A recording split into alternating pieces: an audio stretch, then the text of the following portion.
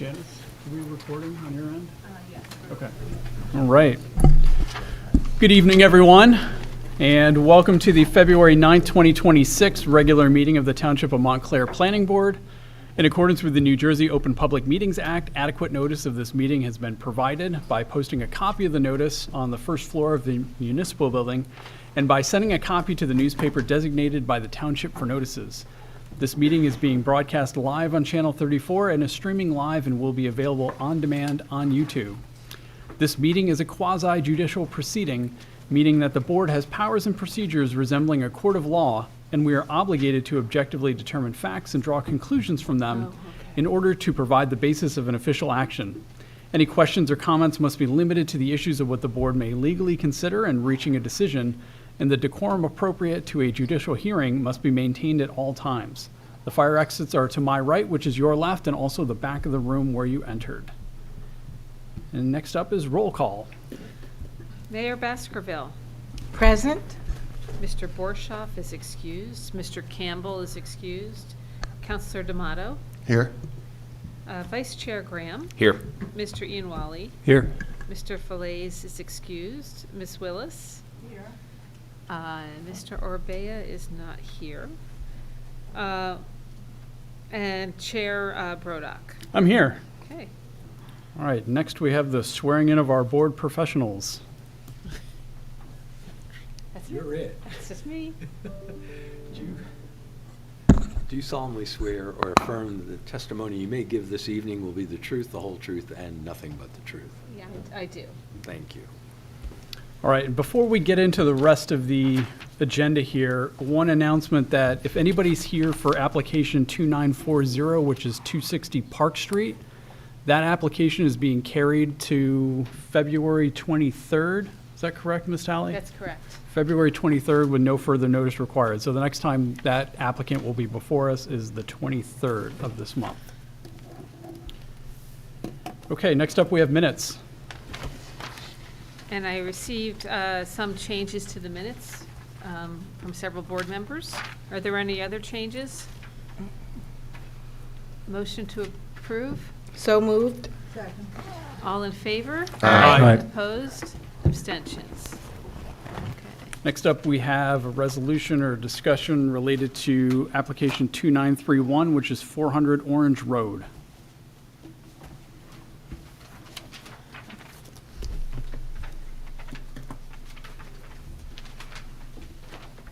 Good evening, everyone. Member Sarah, Vanguard and Fellow Sarah, on behalf of the applicant, Montclair Sky Corporation. How's everybody? Well, as long as your Doing well. light is on and we can hear you on. Now it's on. Good. Gregory Massara, Banner Road, McDonald Massara, on behalf of the applicant, Montclair Sky Corporation. Mr. Chairman, the applicant was, the applicant applied for a subdivision. The subdivision was approved and then memorialized by resolution in October. The applicant has, since the time that the resolution was passed and subsequently published, the applicant has submitted a draft of the plot plan to Mr. Hernandez. We asked Mr. Hernandez to review that plot plan prior to the applicant preparing the formal Mylar. The Mylar is what actually gets filed with the county. It's signed by the township engineer, it's signed by the planning board chairman, and it also then has to go to the Essex County Planning Board for the planning board approval. Just note for the record, Mr. Orbea is here. Go ahead, Mr. Massaro. The applicant did not submit yet formally, until Friday, informally submitted to Mr. Hernandez, the plot plan. There was work to be done with the plot plan. If you recall, there was a corner that had to be identified and rounded, et cetera. I had requested by letter to the board and through correspondence with Mr. Neese an extension of a period of time in which the plat had to be prepared and submitted to the town. I did that with an abundance of caution because the statute is ambiguous, in my opinion, and I believe in Mr. Neese's memo, very thorough memo on all the issues, but the conclusion was there is nothing that is required. What is definitely required is the applicant has to file the plot plan with the county within 95 days of when the planning board signs the plot plan, the Mylar. There is not a formal 95-day requirement for having to present it to the board. In fact, there is no requirement. However, as I said, in abundance of caution, within that 95 days, I asked the board for an extension of what? Really, again, abundance of caution, and to keep the board informed as to where we are. So I'm here tonight to notify the board that Mr. Hernandez has received a copy, has not reviewed. In fairness to Mr. Hernandez, he got it Friday afternoon, so I'm not expecting that it would have been reviewed already, but that we do expect to have Mr. Hernandez's comments and then any revisions if necessary. And if no revisions, then we'll have the Mylar produced in accordance with the town's ordinance. Also has some specifications as far as what the thickness of the Mylar and things like that. So we'll make sure, obviously, it's all in accordance, and then we'll present it to the township for signature, then go to the county planning board for approval. That we know the 95 days ticks, and then presumably get the approval and the signature, and then record the Mylar. So that's the reason for being here this evening. It's not to formally request an extension, because in my opinion, a formal extension is not necessary, but just in case, here we are. And again, I believe that's in accordance with Mr. Neese's very thorough memo that says, you know, the statute is silent on that issue. So I guess I'm asking for the planning board's blessing at this point. So you'd like a formal Well, blessing? I mean, you're not here formally, but you want something Well, formal I don't. from us? Well, I or- actually had suggested that I not appear, and we just go with it. And Mr. Neese suggested that I appear in front of the board. Yeah, I don't So- disagree. Right. So, you know, I said, fine, you know, and here I am, thankfully this evening, because originally we were going to kick it for 2 weeks. But that's why I'm here. So if the chair believes that a formal extension is necessary, certainly we would request a formal extension. Otherwise, you know, we can leave it at that. So I don't know that there's a procedure to request a formal extension. I don't know either. Mayor? Yes, please, Chair. Would you or anyone please explain to me, so is there no time period required? We can just drag this out and out and out? Because in here, you're asking us for additional 6 months. Well, Mayor, I don't And- need the 6 months by any Right, means. Right. I understand that. Right. So I'm trying to understand, is there no time requirement at all to get these done? They can just go on and on and on and on? Well, Mayor, some boards that I represent and some boards that I've appeared in front of would put a condition in the subdivision resolution about how quickly that it must, or a time limit for when it could be. I've never seen this board do that. Many boards don't. So could it go on and on? Well, my next client, we're going to have that discussion about whether it does lapse just because action and inaction. So can it go on and on indefinitely? No. But, you know, is there a time period, a specific time period? No. And I ask because it's a blight to the neighborhood, and, you know, it's been sitting there for years and years, and so, as would be expected, you know, many people are very excited about this and would like to see it move forward. Yes, ma'am. The applicant has every intention, as I said this evening, the plot plan has been prepared. So it's no longer, oh, we're getting to it, we're getting to it. It's been prepared. It's in Mr. Hernandez's, on his desk. And, you know, so we're waiting for Mr. Hernandez. If the board would like to put a time limit on, well, we do have the 95 days from when, after the township signs it. So that's a hard deadline. That's a statutory deadline. So, you know, but after the tortured history of this, my client is not You going, get it. my client's not going away, I assure Yeah, you. yeah. Right. No, well, thank you so Right. much for Thank you, Mayor. explaining it. Okay. you have more, Mr. Neese, that you wanted to add? No, I was going to just add to the explanation to the mayor's question, which is, as Mr. Massera says, the statute says that after the board signs the plot plan, they have 95 days. right. But before then, I didn't see anything in the statute that governs when they had to file it. And Mr. Massera is right. I generally don't include time periods to present the plot plan to the board because people are pretty motivated to get their projects going. So I haven't done that, and perhaps in the future I'll give it a second thought. Thank you. So nothing with respect to the approval of the subdivision that we made, there's no time limit then? It's a No. weird loophole. I mean, there's I mean, a, I There's don't gotta be disagree. It something, is right? kinda Because strange it's like not in it the can go on statute, Forever, but- because, if you did want to take as much time as possible, I think the MLUL does speak to extensions of approvals, but that's different than what we're talking but about this, here.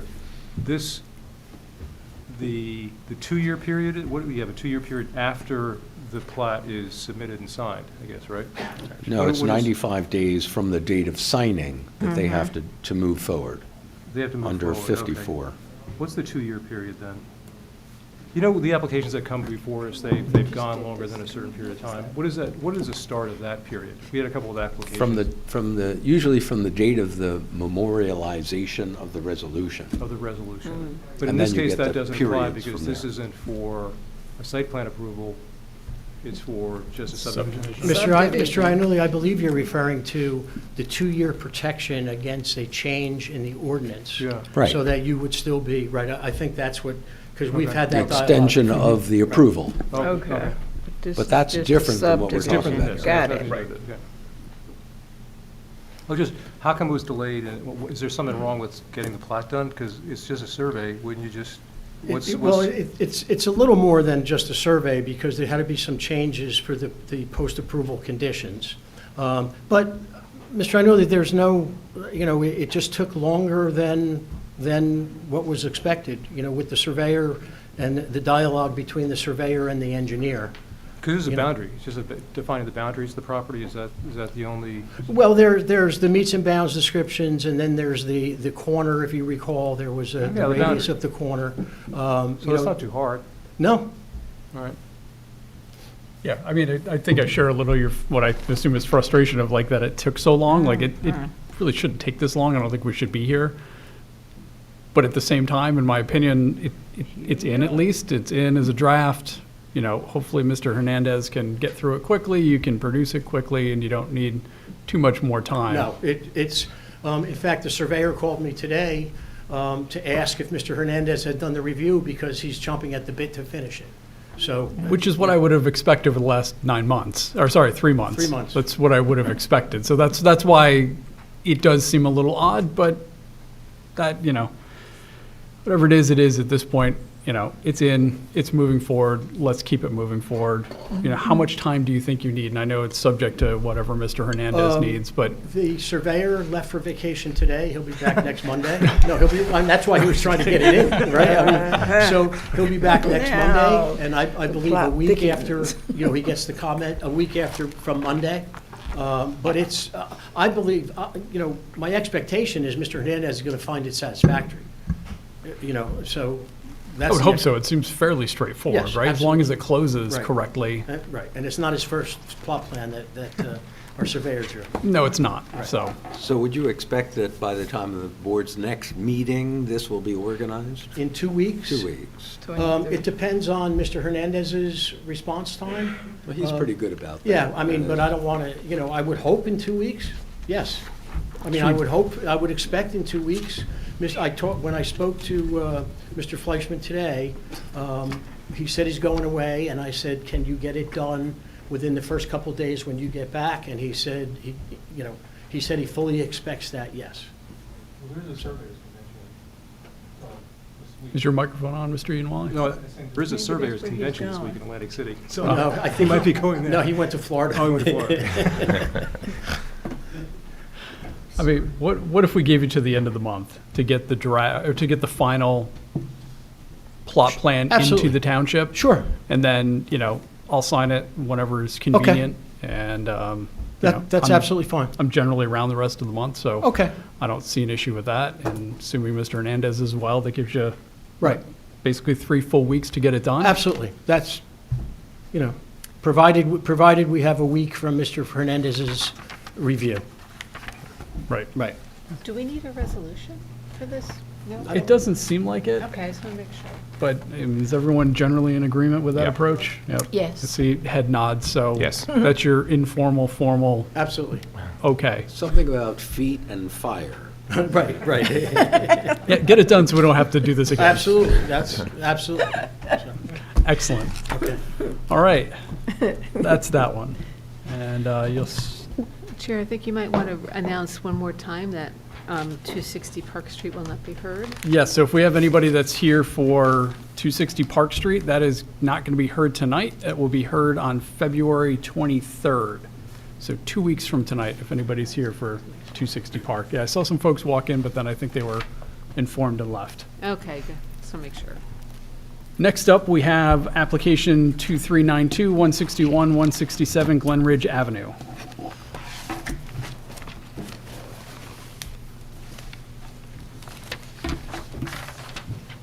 Mr. Chairman, Gregory Massara, again, on behalf of the applicant, 161, 167 Glenridge Avenue. Mr. Chairman, this is, we want to swear the witness in first, Mr. Cuoco. Please.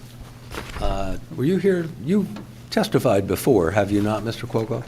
Yes, sir. Okay. You may have to push the button. Yeah, there you go. Yes, sir. And you recognize that you remain under oath in anything you say here tonight, yes? Yes. Great. Excuse me for my work clothes. You got kind of. I'm very thankful that you're hearing You me can tonight. sit down. It's okay. Thank you. Mr. Chairman, this is a continuation of a request for an extension of the approvals that were provided to the applicant, 161, 167 Glenridge Avenue in Montclair.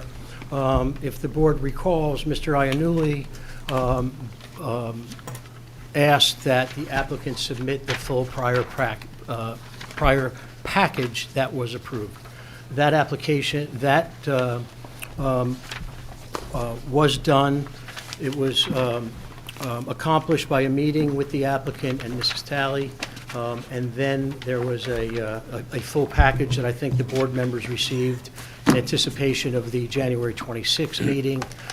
So we're here tonight to pick up where we left off with regard to our request. I think the essential or the most critical question was, what's the building going to look like? You, I assume, have a table of contents in front of you that was prepared with just a summary of what we've gone over before. That the site plan was submitted in 2016. There was a summary and recommendations in November of 16. The planning board committee met, and there were some revisions requested in the facade in January of 17, and they later approved that in February of 17. Soil conservation approval was issued in June of 2017. There was engineering site work approval and an escrow payment, June 24th of 17. There were revised plans, April 4th of 18, and then soil conservation extension, April 15th of 2021. A revised foundation plan was approved April 21st of 2021. Soil conservation again, June 20, 2024.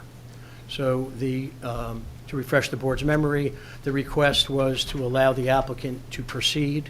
The applicant has a request, obviously, that it continue. We'd be happy to agree on some deadlines if the board were inclined to vote that the application has not been dismissed, or the application was not withdrawn in any way by certain admitted inactivity.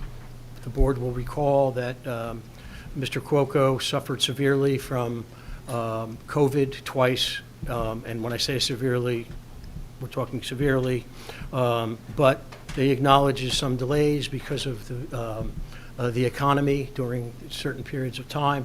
He is ready to proceed. He did submit with a prior submission his financing and what the applicant would propose if the board is inclined, and if the board can endorse what the plan that was approved, would be that to resubmit the foundation plan by May 15th, and to agree that he would have construction and engineering plans by August 15th.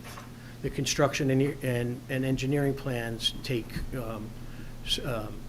probably 4 months to draw, because they're the plans that need to be approved in order to do anything more than the foundation. So there'd be structural engineering, but we would submit the new foundation plans by May 15th if the board were so inclined to allow this project to continue. I think the board can see that the plans through the revisions committee and the architectural review are something that certainly fits in with the area, that the massing is not so great, and that it reproduces, it tries to reproduce a building that previously was on that site. So, Just to interrupt you briefly, if anybody's here for 260 Park Ave, it's going to be carried until February 23rd. 260 Park Ave will be heard on February 23rd, not tonight. The applicant requested to move it. You're welcome. All right. that's what I have, Mr. Chairman. Mr. Messere, I believe at the last meeting, your client agreed to meet with our current affordable housing set-aside requirement at 20%. That is correct. That is, that stands. You didn't mention that tonight. No, but that stands. That was like picking up without question. Just wanted to make sure. Right, without question. Okay. That's all I have, Mr. Chairman. Okay. Questions? Comments? The financing's in place, and we've received a copy of that, or Janice has a copy of that? You mentioned, The letter, we submitted that letter, I believe, last time. The letter last that, time? the. okay, it was in the last packet? Yeah, I believe so. It was intended to be. Before I appeared, that was back in October, November? Yes. Right. But there is a commitment letter. It is not a formal commitment because that's subject to formal application and the plans. But I think Mr. Cuoco can represent to the board this evening, and please represent, that financing financing is in place as much as it can be at this point in the procedure. Even more so, I had a meeting after the first of this year because they had called me up and said, you know, what happened with our application here, because it was pending the application. They were excited to try to get it before, you know, the end of the year. You know, I guess they had their numbers to. I said, no, God willing, it'll happen in '26. And they said, okay, that's fine. So they have plenty of funding, and they're well aware of the validity of the project. And I apologize that I don't have that letter on me today, but it was submitted, and it was signed, and I have done other financing with this group, so. Yeah, Yes. the letter essentially says Mr. Cuoco has a line of credit with Oh, this it's a company. credit line, okay. Yeah. And then, and I apologize because it's been a couple of months. Arthur, would you mind, I think it goes to the definition of what substantial construction start is or something. Would you mind revisiting what we're evaluating and what the test is? Mr. Chairman, is your microphone on? Oh, it just went off, yeah. Now it's on. Did you hear me? I'll A lot of repeat that. apologies are going on here tonight, and mine's going to be one of them. Okay. When I heard that I thought the application was going to be adjourned, and therefore I took all of my file out of what I thought was here. Did your microphone? I feel like microphones are just going off here. Yes, I apologize, I just turned off my There you mic. go. Greg has it. Not that you memorized it, of course. Yeah, no, I mean, I did this memo back in November, the end of November. If you give me just a moment, I'd just like to. That's probably online, right? That's probably in, do you think, that's not on? Because this is not an application. Oh, None of okay. this stuff is online. Okay. It was just distributed at a previous meeting. That's all it is now? Because I can't understand it. It's all coming back to me now. Much of my memo was predicated on Mr. Macera's memo, but I always hearken back to our ordinance, which is in pages 1 and 2 of my memo. If you have that memo, if not, I'll just read it, if that would be easier. Might be easier for everybody. If I just read through it? Yeah. Yeah, and what it is section 202-20, expiration of variance, and that's from the township's land use procedures ordinance. It's not in the zoning code. Quote, any variance from the terms of Chapter 347 zoning hereafter granted by the Board of Adjustment permitting the erection or alteration of any structure or structures, or permitting a specified use of any premises, and I've underlined the next couple of sentences, shall expire by limitation unless such construction or alteration shall have been actually commenced on each and every structure permitted by said variance, or unless such permitted use has actually been commenced within 1 year from the date of publication of the notice of the judgment or determination. And then it continues, the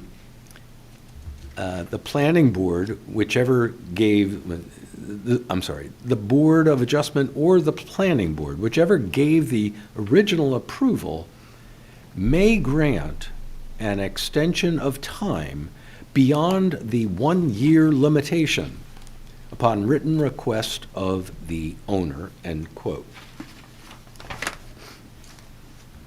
It was primarily on the basis of that ordinance that my conclusion to the question, does Montclair's variance expiration ordinance apply to the facts of this matter as to preclude further extensions? And my answer preliminarily, but it was my answer, was yes.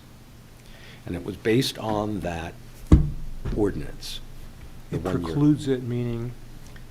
Does Montclair's variance expiration ordinance apply to the facts of this matter as to preclude further extensions? And I concluded that it did, based on on this ordinance. So as a result, does that mean, that they would require to submit another application? If the board, as I understand it, if this board did not, as the original granting board, did not grant an extension, the applicant would not be precluded from filing a new application, but, yes, to answer your question. The variances would have expired and they'd have to apply for new variances because the zoning changed. Correct. Because of the zoning Right. change. And so at this point, that seems to indicate that we're not even able to grant an extension. Is that correct? It's within your discretion as to how, because every fact, every application, every situation that comes before you has to be addressed on its own merits. So we do have discretion? Is You that? do have discretion. Okay. And that's what the last sentence of the planning board may grant an extension of time beyond the 1 year limitation upon written request of the owner. The But may that's- grant is the discretion. The only thing that okay, so the only clarification I have is there's been more than 1 year, right? Right. Between, Since the last actual event, if you will, on, or related to the property, yes. I and we would say didn't that. need to, okay, and there's no time period within we need to grant an extension? Like if it were 20 years from now, could we actually grant an extension? Based on the wording of the ordinance, yes. Okay, thank you. And I'd like to, Mr. Chairman, remind the board that the township issued permits after the year was up. So there was substantial reliance on the applicant that the year expired, but the permits were then granted. So that extension, whether granted intentionally or not, was de facto granted based on the township's actions. How long after the expiration were the permits granted again? If I recall, know it you was- outlined it for us. It was, if I recall, it was about 16 or 17 months. There was another 4 months, but please keep in mind that the applicant during the year period met with the Architectural Review Committee and then revised the plans. What year was that? That was 2017. 2017, Right. okay, so it They- was, Right, but 16 was when the approval, but the first building permit was issued July 3rd of 17. okay. So, you know, there was reliance on the approval and continued motion forward with this, and there was motion forward for a long period of time. And I'd like to also remind the board that the township acted not only by granting permits, but continued until last year to pull escrow from the applicant's account because it continued to inspect the premises. So there was no reason for my client to believe that anything had expired or would expire, because all he got were notices that the engineer was billing for inspecting. So the township did not close the file. Which, was that the board engineer or was that the township engineer that, It's a Submitted. township engineer the township engineer was out inspecting? inspecting, because that's through the construction department, not the planning Right, department. and we never close an escrow account until a project's done or withdrawn, so. Right, I recognize that our board engineer in '22 went by the site to see what was going on, to see what the status was. I don't know why it's not the current board engineer. But you're saying that there were other inspections from the building department that, And what Ms. Talley said, they never close an escrow, but that's different than continuing to draw on the escrow. There's a huge distinction in my mind, okay? The applicant was being charged as if, because the application, the project was open. So there's a big difference between closing an escrow and continuing to draw on an escrow. but was that around the time, 2019, 2018, that the township was continuing to draw on the No, it escrow? continued until 2022 or 3? Correct. Right. So then in '22 or '23, when they stopped withdrawing escrow, did you take any action after that? What do you mean by, I don't know about the inspections, but when you get the escrow statement from the bank, they send it to you every quarter. So when those ceased, did you, Those ceased when I put the application in for here. I stopped getting statements from the bank. I contacted the bank, and they said, you're going to have to deal with the municipality. can you clarify what you meant when you submitted here? Are you saying when you submitted a subsequent, Back in August, when I came.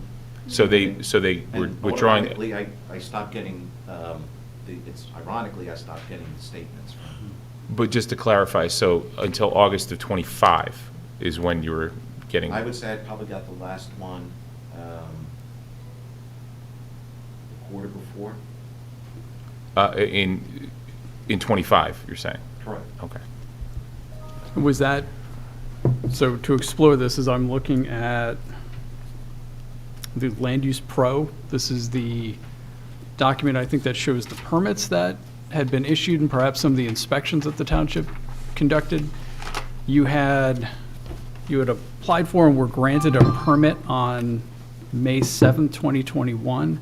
It looks like it was closed July 1st, 2025. So do you think it's around that July 1st, 2025 date that they stopped sending you bills and escrow statements? Yes? Yes. You're nodding, but just to, Yes. okay. I guess when I wanted to make everything, because this whole came about because the lender just wanted clarification and verification before they issued, like $200,000-300,000 that we needed to keep keep going.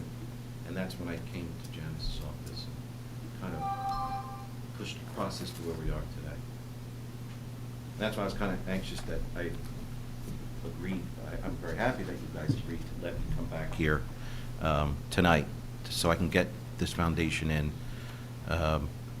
during the summer, and then we could start doing the framing in the fall. So I really don't want to do that. I want to get it wrapped up so we're not dealing with ice and snow like we're doing this year. Did you have more, Vice Chair, that you wanted to ask? Just wanted to clarify, so you said, so when the township, you notified the township, and that's when the escrow withdrawals ceased, in July of 2025? At what notification did you? I'm going to say, give the town? if you used the quarter, I would say the quarter before that. But I'm just trying to understand. So the application was open from 21 to 25. I'm just trying to understand what the incident was that, was there something that alerted the town to close escrow, or was, stop withdrawing escrow? It was, We only withdraw escrow when there's activity at the site or. sorry, Janice, is your mic on? We only withdraw escrow to cover costs when there's activity at the site or if there's a legal issue. But we don't. But Mr. Crocco's saying that he was having monies withdrawn from 21 to 25, is that accurate? Then it was because there was an inquiry about it. We don't send the engineer on a monthly basis to go check what's going on when there's no It's activity. usually, from what I remember, it's usually like an annual thing that they were doing. And because when I applied in '24 for the extension on the soil conservation, if you look at the document, that it was already, that was already sent out to the township. If you see, it says notification to the township and the county on the form. I apologize. I don't know all why and how. But, so were you being billed quarterly, or were you being billed annually? No, they would charge, I guess, when they would go out.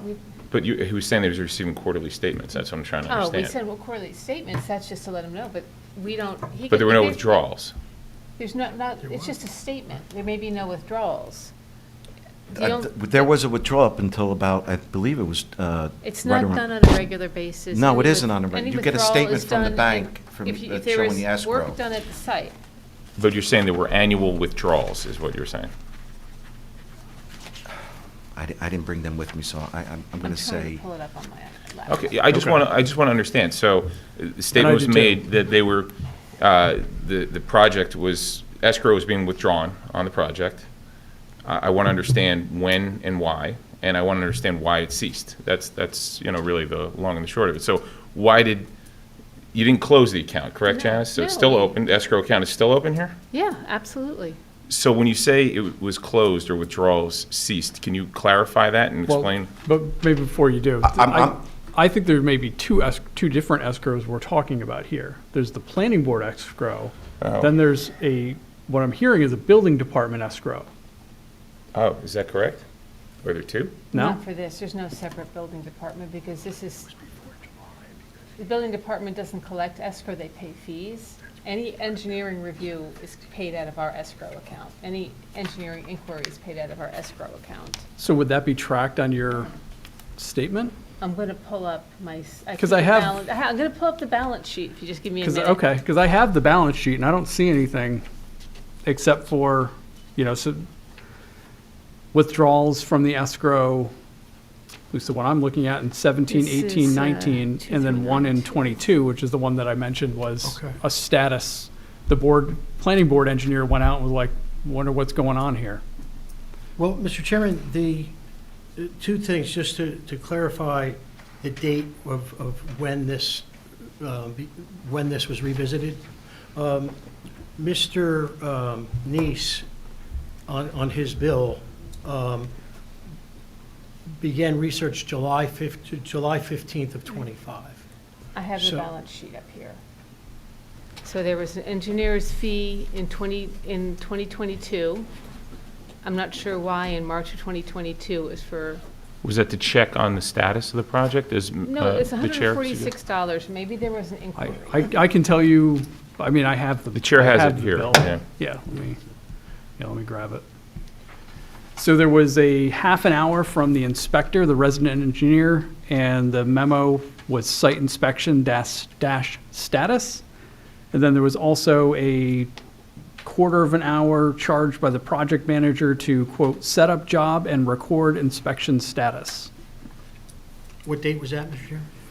Chair? So the resident engineer visited the facility on January 11th, 2022, and the project manager did their work on January 14th, 2022.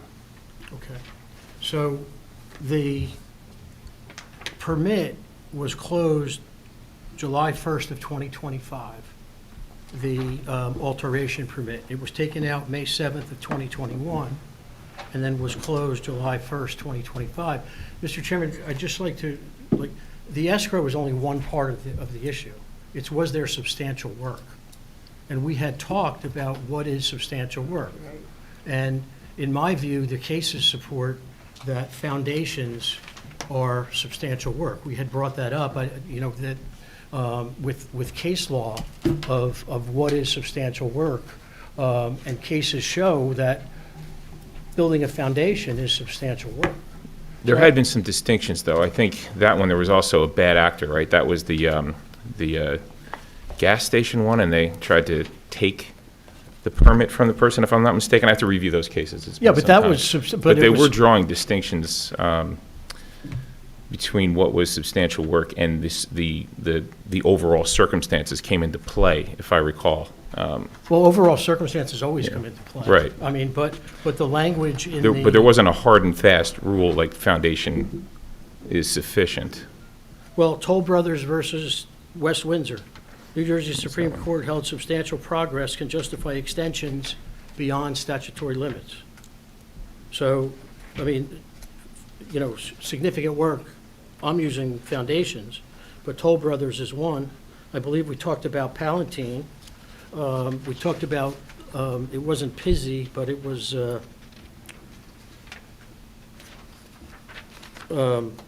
Tremarco about vested rights. Sawto was the Gulf Oil, was the one you're referring to, Mr. Graham. A poured foundation satisfied if its continuous inspections further reinforces that the town viewed the project as progressing under the approval. But if I recall, in that case, there were promises made to the applicant, and then the permit, which was still open, was withdrawn a few months after. It's been some time since I read that case. Yeah, but I mean, that's still. But that was more had to do with fraud than the foundation, or not fraud, but bad actors, rather than the pouring of the foundation being dispositive. Well, the foundation in that case was deemed to be substantial. I mean, so, I'm sure the court relied on other factors, but I don't think it can be disputed that the foundation was substantial work. I mean, again, so we're not keep beating the dead horse. The work was begun, permits were taken, the foundation was modified, and a new permit was granted based on the modified foundation. The applicant, yes, for a period of time, sat on his hands, but you heard testimony one of the previous meetings, there was financing, there was COVID. We're not suggesting that we're entitled to this. We're suggesting that the facts warrant that he be entitled to proceed based on his good faith reliance on the township and based upon the fact that as late as June of 2024, he went to the Soil Conservation District.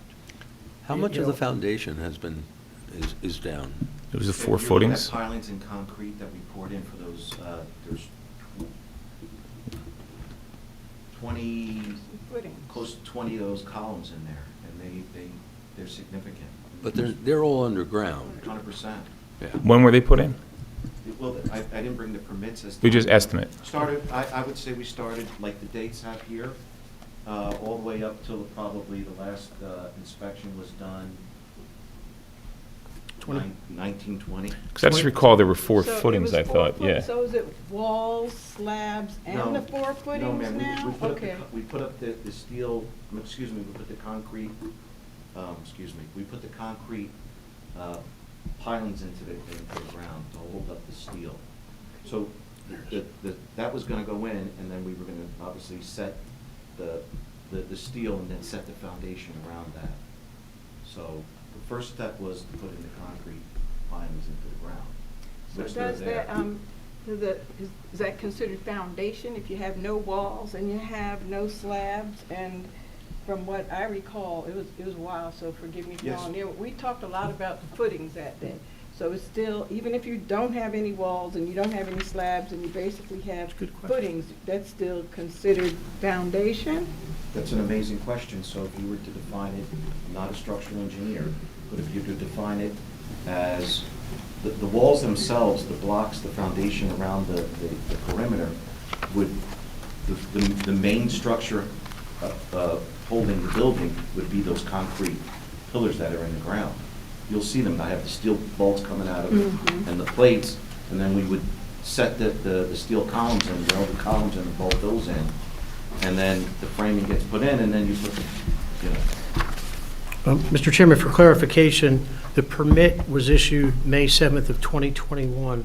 That was the permit to alter the previously approved foundation. It's an alteration. because we had to fill in all those concrete block. It was gonna cost me twice as much, so we figured, and I apologize, I made a mistake last time. On why we did it, it was a cost factor and a structural factor, because of all the weight and the brick, those walls have to be basically solid concrete. So if you can imagine laying the block, going about 4 or 5 courses, and then you gotta call the concrete truck, it's a lot of money and time. So that's why we decided to go with the poured concrete. And, Madam Mayor, just again, for clarification, the permit says footing/foundation, updated revised plans, from foundation to poured concrete from block for Rose Air Building. Okay, So, thank you. Thank you. So the foundation was put in 21, you said? Is that, the permit was issued in May 17th, May 5th okay, of and then 2021. soon after that, put the Right. footings in? Yes, but it wasn't So that- closed, Yeah. it wasn't closed until July 1st of 2025. So the substantial construction of the building happened 5 years after the permits, right? Is that, Well, originally, there was a different foundation. Right. Right, and then it got modified. well, Right. I mean, I'm just talking about, you Yeah. know, basically, you get approvals to build a building, and then the plans that we have, the original plans had a basement, and then in 18, so a couple cool questions. It went before the Planning Board Revisions Committee. Did the Planning Board Revisions Committee eliminate the basement, or did you guys eliminate the basement? Because it was approved with a basement. Correct. Which The basically basement, was just storage. the basement was created for storage. Storage, yeah. Then we revisited it, instead of putting in the basement. But it had nothing to do with the Revisions Committee. You guys did that on your own, right? Because But then I submitted those revisions showing that we had. my question is, did the Planning Board Revisions Committee have any interaction in suggesting that the basement be eliminated? No. Okay, so you got through that, and then after that, the new set of plans, well, it wasn't that new, but you just took the basement out. You still had the access coming from Glenridge Avenue for the residential access, and you put the storage on the upper floor. On each floor, which But no made- one, I guess no one, that's really not, so there's a little bit of a revision in the building plans that came before the planning board, but it was just for facts. The only thing that changed, it seems, was that storage was removed from the basement and put upstairs. So it reduced the size of the units a little bit, because you can't put them in the hallways. I saw the, There are some in the hallway if you look at the plans, and if you look at how big these units are. you trimmed a We little took bit, yeah. the cubic feet of what the requirement was, and we made nice big closets. Okay. Do you still have handicap access that you have coming off of Willow? Yes. You still have that, so that didn't change. That won't change. Actually, there's 2 there's on North Willow and yes, the access comes in through North Willow. The door from Glenridge Avenue, I think you have to go up a couple You have to go up stairs. 2 stairs. Yeah, to get in. But I remember speaking to the engineer back in November and October, and I believe when you come in through the garage, they're going to require the handicap ramp to get into the building where the vestibule is for the elevator. So you yes, can't- there's, You couldn't figure out how to make the main entrance of the building handicap accessible? You know, to make it kind of a... they would have to go through, the pedestrian gate and then right through the ramp into the building. So, I just- no, in other words, you'd still have to go through the, It's like kind of like a second-class entrance a little bit for handicapped people. You have to go like around instead of coming in the front door, but I think that's what the planning board approved, though. That's the way it was. I don't recall the handicapped access that was approved. I'd have to look through the Yeah, plans. these plans, the 16 plans have it in the same place as these plans, which are the Then that's what 2018 ones. Then that's what the board Yeah. approved, yeah. So there's nothing, we can't do anything about that, obviously, that's done. It might have to do with the elevation of the streets, too, because maybe Glenridge Avenue is a little bit lower there.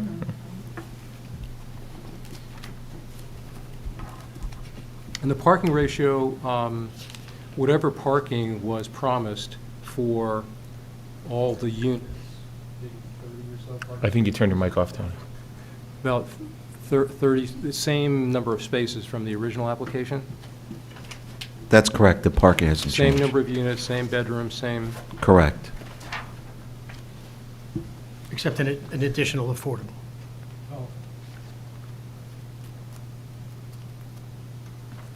Counselor? Janice, do we have any process that you know of by which permits are closed for other types of permits for like residential buildings? Like if they're closed to the inaction, I know there have been some complaints that people will go out of their way not to close a permit in order for the assessor not to come and look at the thing, but like, is there a mechanism by which a permit, if people just drag their feet, is closed? This is a building department issue. I do know that there's circumstances where applicants receive permits and then they're never closed until you find out, 6 years later, 10 years, that the permit is still open. So it's an ongoing issue. It's an ongoing issue, but do they have any rule set which closes permits or forces, people to do something with a permit that's opened? I don't think so. I think what Okay. usually what happens is they try to get financing, and somebody says, oh, there's something that triggers it for people to look, and then they realize, oh, my permit was never closed. My permit was never closed. I neglected to schedule the final inspection. So even though it may cause a burden on the township, on the township's fisc, because our tax assessor is not able to revalue a house, we do not close those permits. I believe that the permits are closed upon final inspection, and I don't know Which is how- requested by, Yeah. I mean, that's a very good point. I don't know exactly for this evening, but I see where you're going, and it's, it's just if we're doing it, goose and gander. All right, so that's one issue that I have, which is that if we're not doing it in other cases, I'm not saying a commercial building is the same thing, but, if we're leaving it open, if we're drawing escrow off of it, if it's being inspected, if there was never any notice from anybody, and it was just business as usual that it was going on, and you said there was that 4-month period where they issued it and there was never any complaint. But there are facts on the ground. Now, does anybody dispute that we never really came to closure as a body as to whether or not the footings and the pilings represented whatever the word is, not substantial. It's not I don't think really- the case law is clear. There were cases Yeah. cited that even had Less.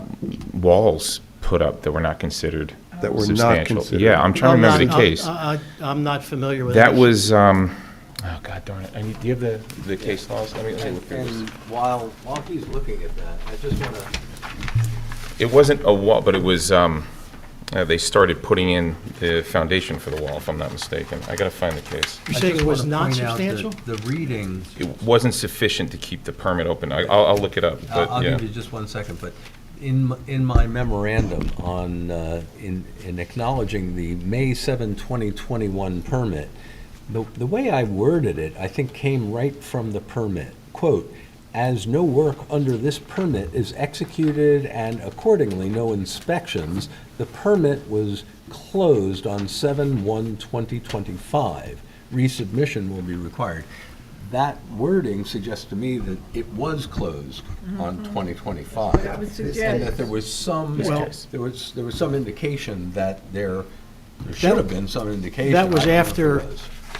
Mr. Cuoco had spoken to Ms. Talley about it, because on July 15th is when Mr. Neese billed for services, July 15th. So unless it was in that 2-week window, which I don't believe it was, there was conversations which perhaps led to closing the permit based on, whatever factors. I'm not sure the exact date that Mr. Cuoco appeared in Ms. Talley's office, but Mr. I understand. So Becerra, your would- supposition is that the normal course of business in which the permits would be managed through the building department as an ongoing building project was in some way short-circuited through the intervention of another department. I don't think I think short-circuited Or- is, or- I'm not trying to, I'm just saying that somebody then realized the permit, that the work had not progressed as expected, and therefore closed the permit. Well, then we are where we are, and then it's closed. Well, it doesn't mean that substantial work was not done. No, if you're saying that I have to resubmit new permits, I have to.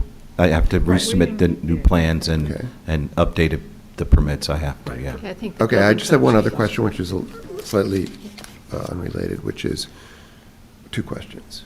One is, do you foresee any substantial change in the substructure of the building? In other words, like, of the work that we are pondering whether or not it's substantial, will that change? No. No. Okay. And the second one is, do you foresee, I didn't get a chance to really drill into it, but Mr. Smith's memorandum from 2016 about the architectural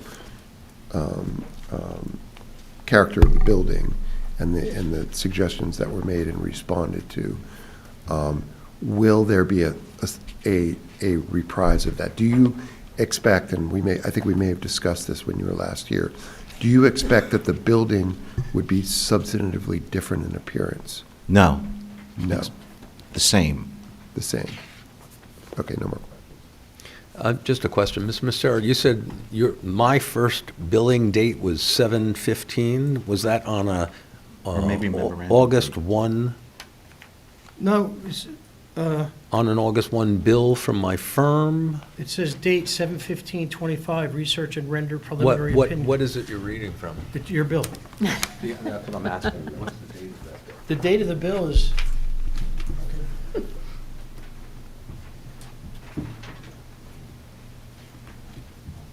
So this was billed in September. well, but the service was July 15th. I get that. Mr. Graham Do we approved need- this bill, I just want to be on record.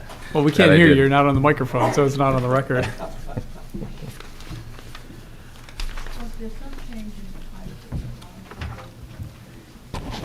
Since, We changed the Since- yeah. zoning in 2017.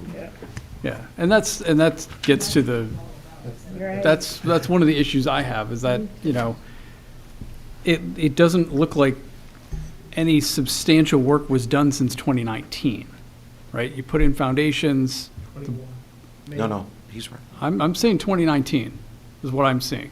Yes, you filed for a revised foundation in 21, you filed for recertification of your SESC in 24, but actual work, 2019.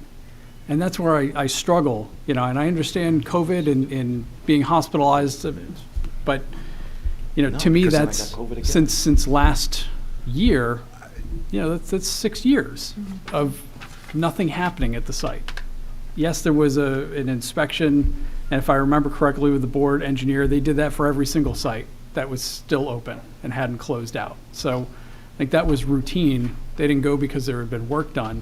And as Ms. Willis had just raised, shortly after this project was approved, the entire zone was changed, right? So this building, as approved back in 16, would not be able to be built without additional variances today or even in 2017. And Mr. so, Chairman, you're absolutely correct. The board is supposed to take into account equities, right, and equities in favor of the municipality, equities without question that the zone had changed. That's why I think Mr. Iannulli rightfully said, hey, show us pictures.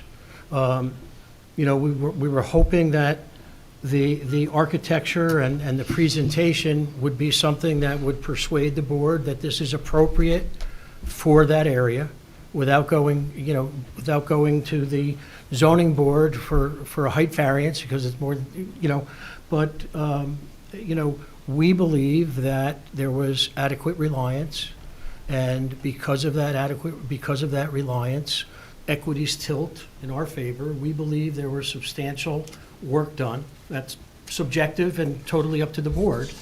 But, Mr. Cuoco was here this evening saying, I'm ready to proceed. Yes, there were delays, there were financing delays, there was, without, again, rehashing everything, there was, a year that he lost because of COVID. We're not here saying, as I said before, that we're entitled to it. We're here saying we would very much like to proceed. We think it's a good plan, and we would ask that the board would grant the extension to allow him to proceed. right, and that's what I'm trying to balance too, is, Absolutely. you're saying the equities tilt in favor of your client. I'm Right. wondering, do the equities tilt in favor of the public and the community? Because,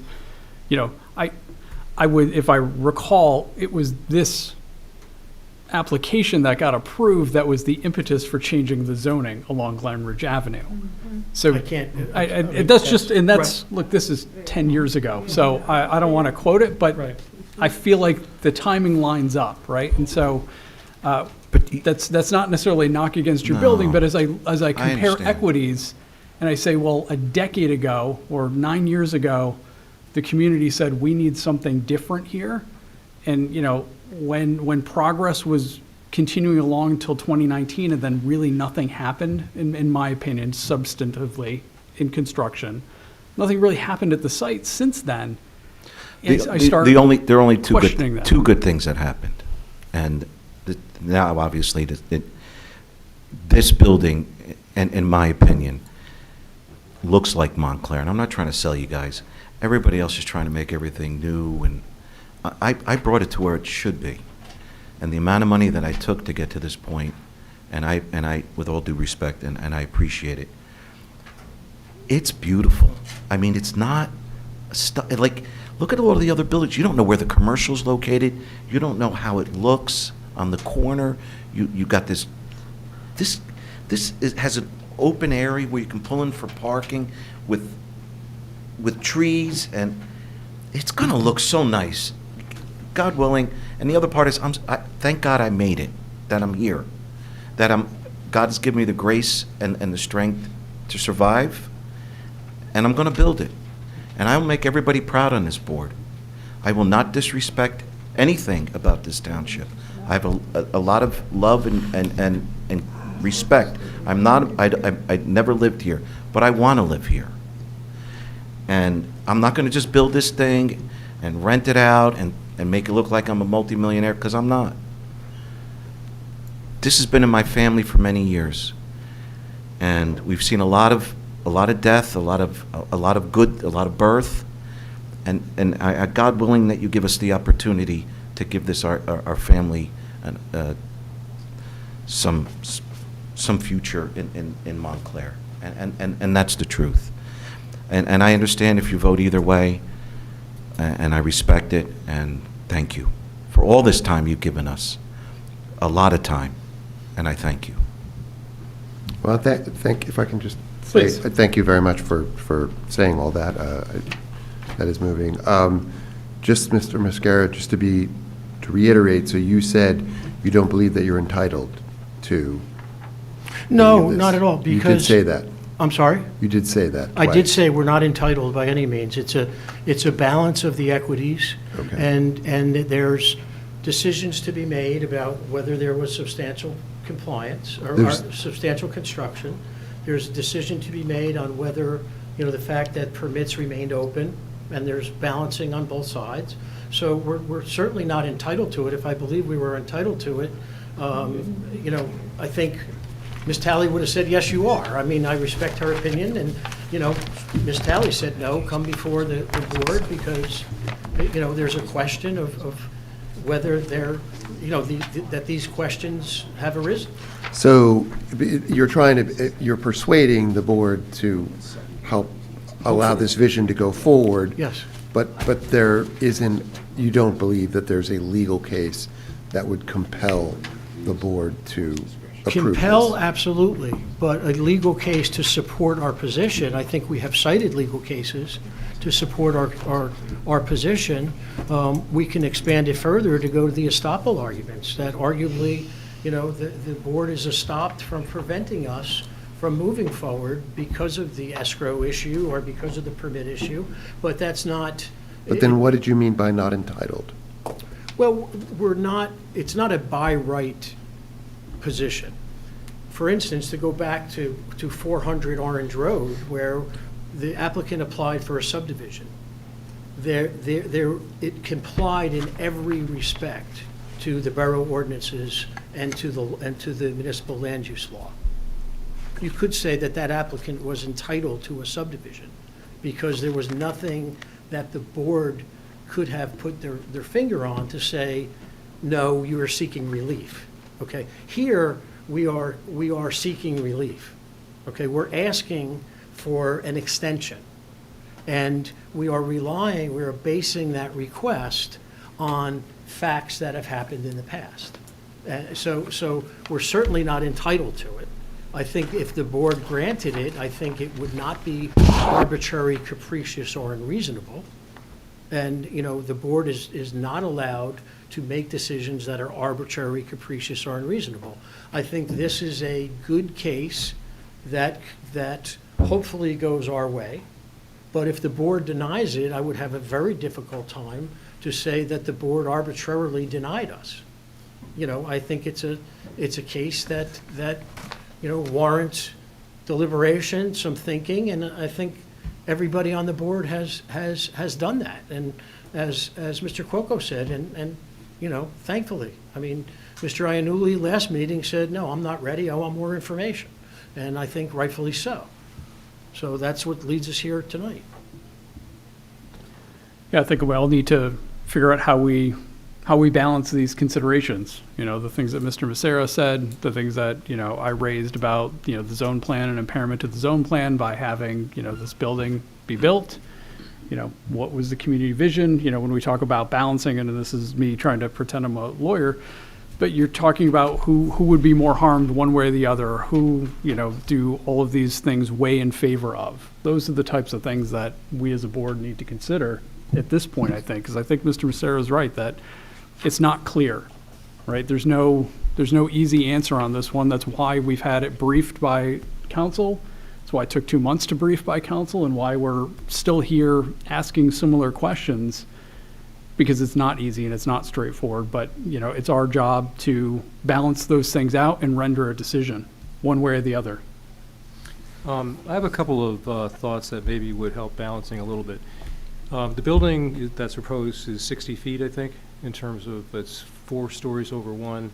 There's a 4-story over one building right across the street. I'm assuming that's going to be 60 feet, you know, the loft building that's there. Looks like it has about the same street frontage that was built even before, well, obviously it was built before this one. So you do have a building across the street, which is the same size as this building. They face each other. It's not as if you've got farmland, you know, you've got, you know, low rise on the other side. The building across the street, I'm assuming is 60 feet. It might be a little bit shorter. You know, this is going to, I feel like it's completely inappropriate to make these suggestions, but I'm just throwing them out there.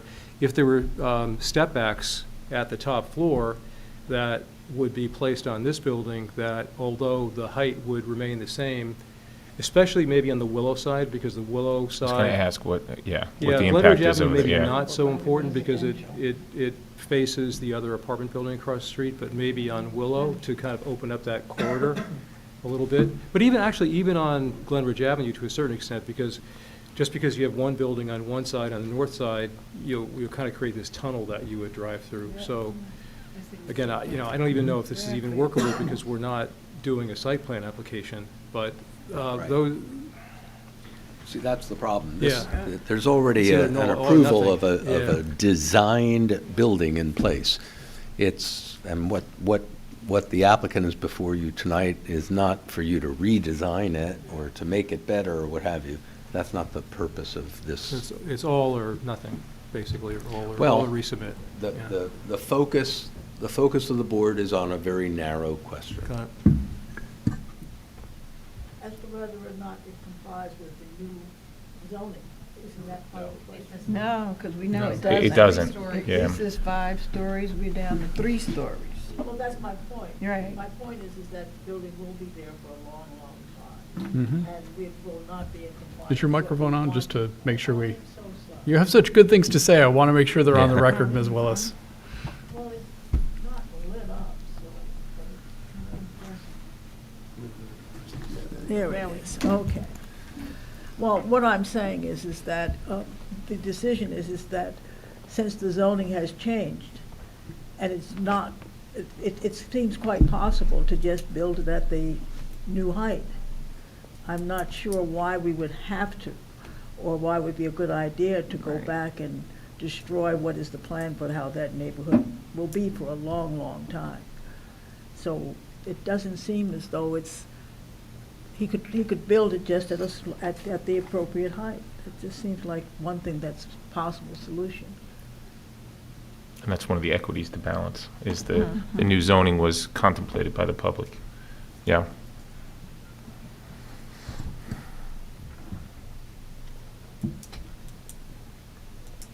Sorry, the new zoning is how many stories, how many feet Three. tall? 3 stories. 3 stories, 30 feet tall, some 3 stories and 37 feet. 37. 20% of 4. Janice, is that zone C3? Is that the, no, what's the It is the C3, yes. C3? Okay. And what is this building? This is 5 stories and how many feet?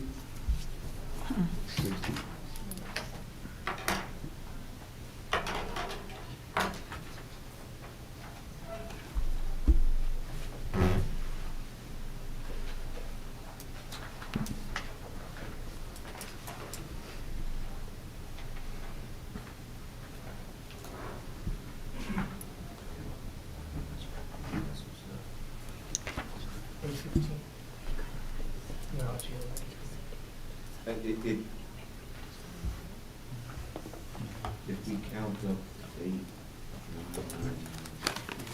so.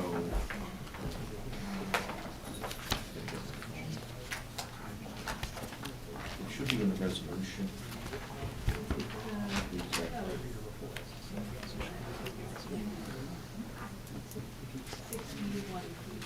61 feet? 61 feet, 8 inches. 61 feet, 8 inches. 61 feet, 8 inches, Mayor.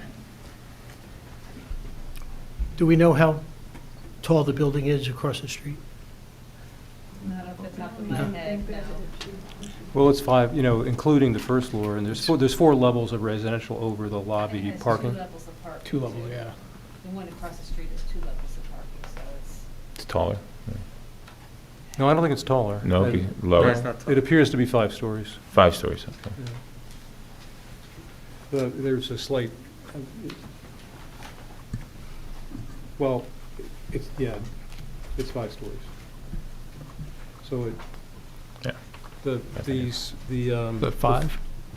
Yeah, it's 5, yeah. It's 5 also in an including the incline. retail. so Looking the other at, side. looking at maps or a street view, it's 5 stories. Yeah. Yeah. Yeah, it's right here. Okay.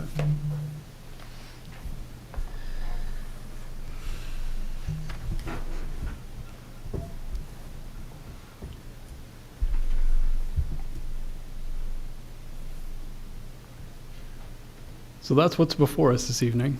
Balancing all these things, not easy. I have a More? Okay. sidebar question. Sure. Is there a conduit or any waterway that passes through here, through the site? We're not building over it. not building over it, so do you have a plan which shows where that is relative to the building? Sure, if you look at the parking. I don't know if the engineering are on here, but if you look at the site plan, it's to the right. So if you look at it, A2. so if you look with a vehicular traffic only, it goes through there and then The set? follows. No, A2 in the set. A2 in that set. The first set, we'll look at the parking. A2.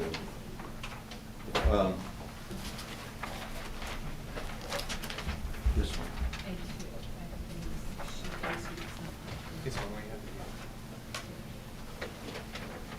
Looks like this. Oh, it's not shown on the plan, it's just, but it avoids the No, building. it's on the engineering. This is just the Okay, site plan. okay, so it goes right through there, okay. I think it's roughly where the building lies, isn't it? You drew the Couple building feet, lines, yeah, so that was inside the, It's inside the property. no, it's inside you can't build the building over the culvert. Correct.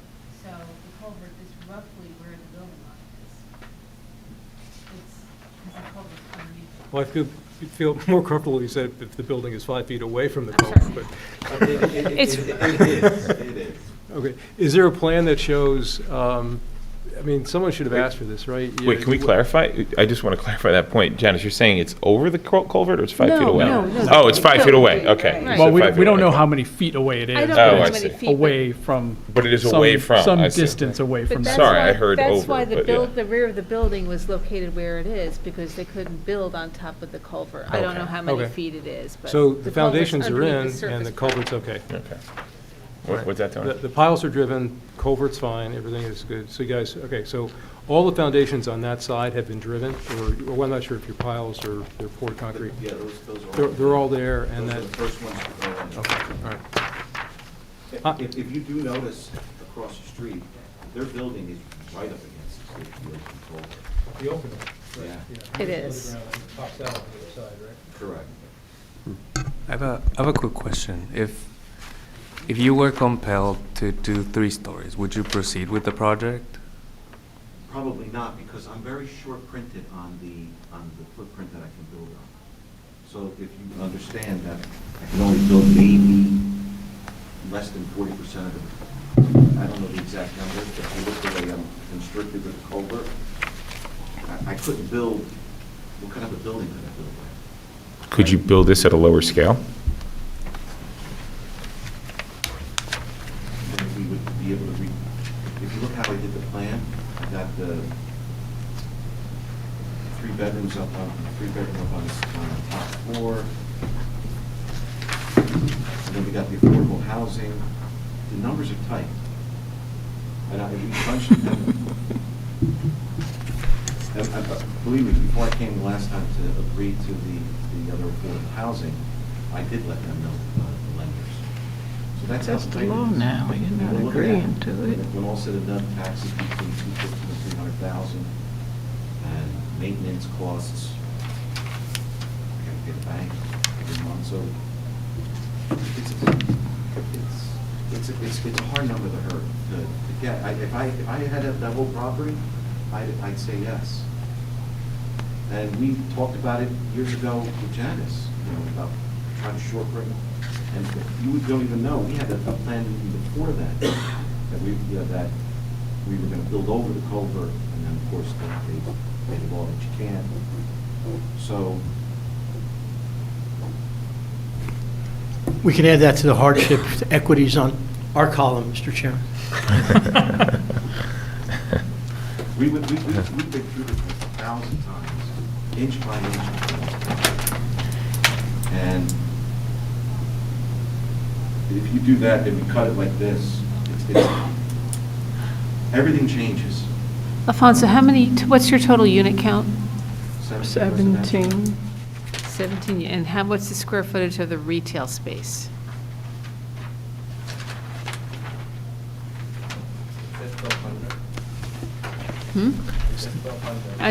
Okay. I see you reviewed the plans before tonight's meeting, okay.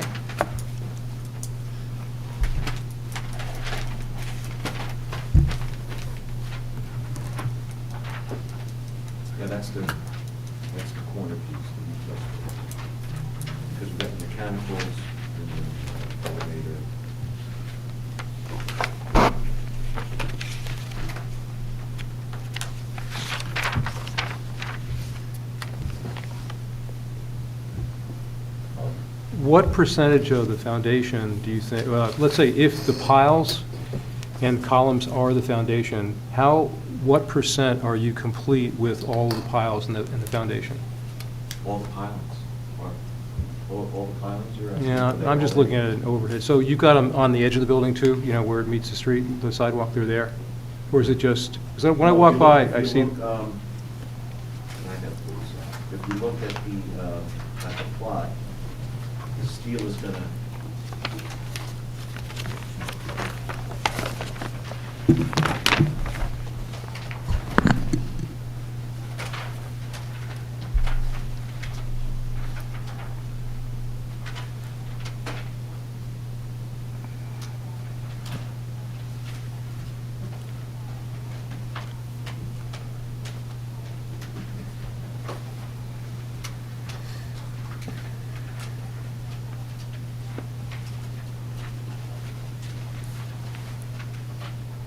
yeah, so if we're looking on,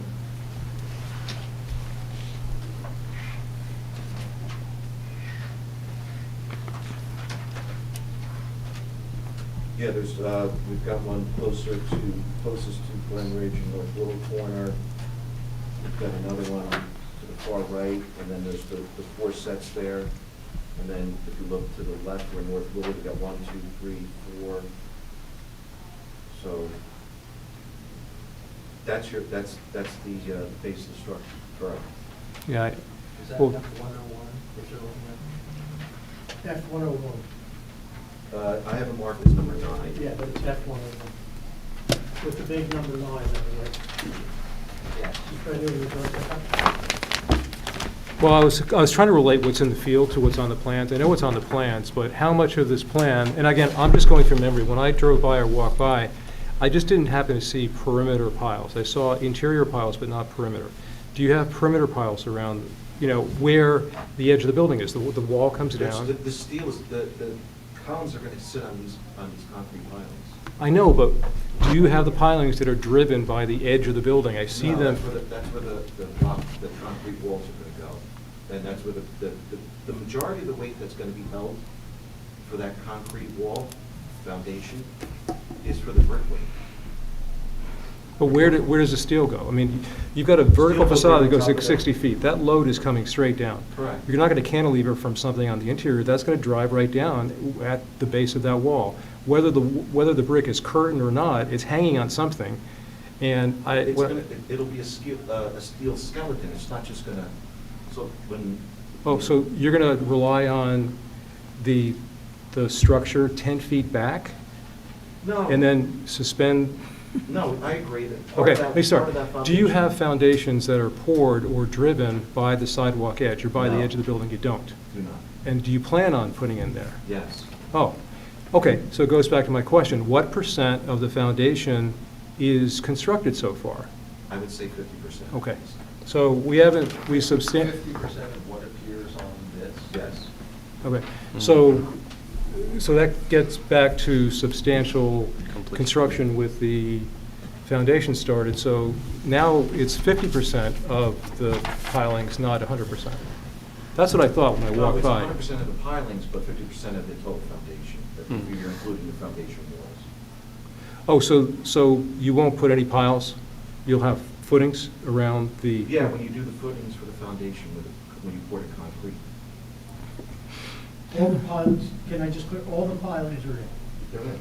No more pilings anywhere? No. Right, but the pilings, Unless there's an issue, I can't guarantee that unless there's an issue with, if there's a part, like if the column needs to be offset 2 or 3 feet, I might have to adjust it according to the load. But no, to this point, I'm not going to say there's no more. right, but I think your question was, the pilings are part of the foundation, and the foundation That's why I said itself, 50%. yeah, will be complete by the perimeter component. Correct. Okay. I apologize, I think I misunderstood. No, no.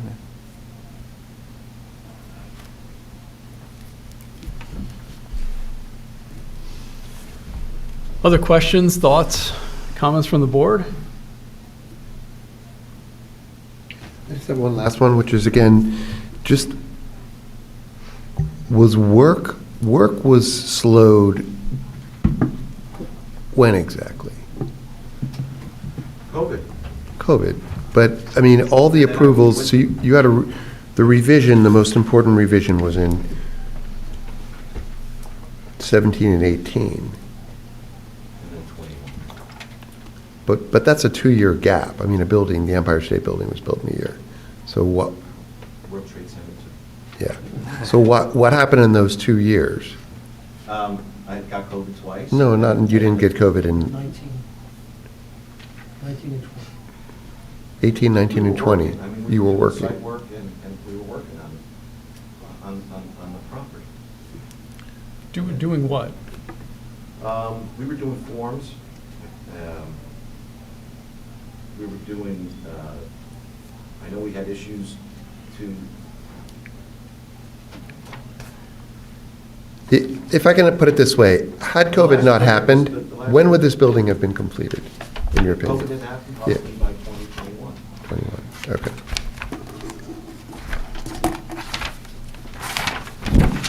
That's okay. I mean, you answer it as best you can. I mean, like I said, it's not easy on this side either, you know? I recognize it's not easy on your side. I think we're all just trying to ask questions that help us get to the answer that, that we see fit, each of us. And to Councilor D'Amato's point, that is a substantial gap in activity. So we're trying to clarify each step of the way, and especially considering the public's interest in changing the zoning and the concerns about the bulk. I do appreciate your passion for the project and the way it looks, but I also appreciate the public's concern about, I think a tunnel analogy was used for that section of the street. So to the chair's point, this is not an easy decision for us as well. I respect it. Yeah. Mayor? And so certainly it's not an easy decision, and I've had the benefit of being here in 2015 when this started out and throughout the year, so I've heard a lot of what has transpired to get us here, and I've been listening when you came, before, and for a very long time you were giving us some case law, and we were learning a lot of things. Thank you for that. And so here we are. I don't like the tunneling effect, and when people are now comparing, like, well, there's a building across the street, as though that makes it better for me. For me, that makes it worse, because I don't like the tunneling effect. And I don't think it's apples to apples. That side of the street moves into a commercial zone, a heavily commercial zone. And where we're located now, if you go down Willow Street, is a residential area. And so I like the idea of a 3-story building with 20% affordable units. I like your project. I think it's very nice, but I am not one that tends to lean in, higher the height. And because you have garden apartments behind it, you have the Y, which are all on a lower scale, and things that are around it, I'm not even sure, what the sunsetting effect, what happens there. I don't remember. I know all of that was discussed when we were first discussing that years ago. But I can really think that this would be an incredible design and project if we could bring it down to the 3 stories with the 20% affordability. And I'm listening to you, and you're saying, if I understand you correctly, that so far tonight on the spot, you haven't been able to think of anything creative that would allow you to do that. Is that correct? What do you mean, Mayor, by creative? Bring it down to I'm 3 not gonna- stories. I'm I not think gonna someone create in something here that- asked that, and I'm not sure if you've had, chance to go back and do the numbers and whatever. Absolutely, we did. Okay. 100% we did. And because I took all your comments previously. I respect you, and I understand. I knew that you were already going to have the thought of, well, should we be prepared to come up with a smaller plan? And I did. And the blessing was that we were able to have some time, and I did go back and forth with it. It gets more constrained, Mayor, property. The boundaries get tighter, everything gets tighter. And And I understand that, and you have every, you're here more than I am. You know the township, no better than anybody else. God bless you. And I respect your opinion. It just comes down to, can we afford to do it? How tight can it be done? And we did. In fact, I had a conversation with my lawyer over the holidays, and he says, Alphonse, I mean, you're a smart guy, can't you figure this out? I said, yeah, we've been trying, if we had to come up with something. And I don't have any creative answers for you. Well, I'm trying to understand, right? And you're talking about tighter and whatever, and I guess you would be the expert in understanding that term with regard to this project. But I'm talking about a height thing where you would lower it from 5 to 3, and then you would work the numbers on how much I'm going to pay for the 3-bedroom or whatever. So the setbacks are going to change, and that's going to shorten the footprint of the property. It's also going to include what has to, the requirements are going to have to be for new calculations. And what about the 50% foundation that you've already done? Would It's that gonna have to go in the change? garbage. It would That have would to have be- to change also? That will be Okay, jackhammered so out. all of what you did would have to now come up and Correct. just be basically wasted? Yes. Close to Okay. about 500-600. Okay, no, I'm not, I don't I get it. understand No, I all of the understand. intricacies, that's why I'm asking and I'm sharing as honestly with you as I can, but I need to know what that means to you, because that's important to me also. Thank you. Well, to the point of not being able to reuse the foundations, if you built the same building but took a middle layer out. You can't do that, You can't do it? Mr. Inolli, because the new zoning ordinances would apply. So there would be restrictions. Oh, I was just, you Right. know. What was the rest of your question? No, it was just, we were talking about, if you did, the question was, if you did change the building, would you have to not continue to use the foundations? And I was just responding to that, well, you might, still could use the foundations if you did. Chair, My question was based on a previous question, not the zoning, not, what was specific. The only creative thing I think I can come up with, or I should come up with, is that this was a rare find, right? Because we included 2 3-bedroom affordable units. And, I didn't just I wanted a family to live there, because I'm going to live there. There's no other, we really designed this thing not just to be like everybody else.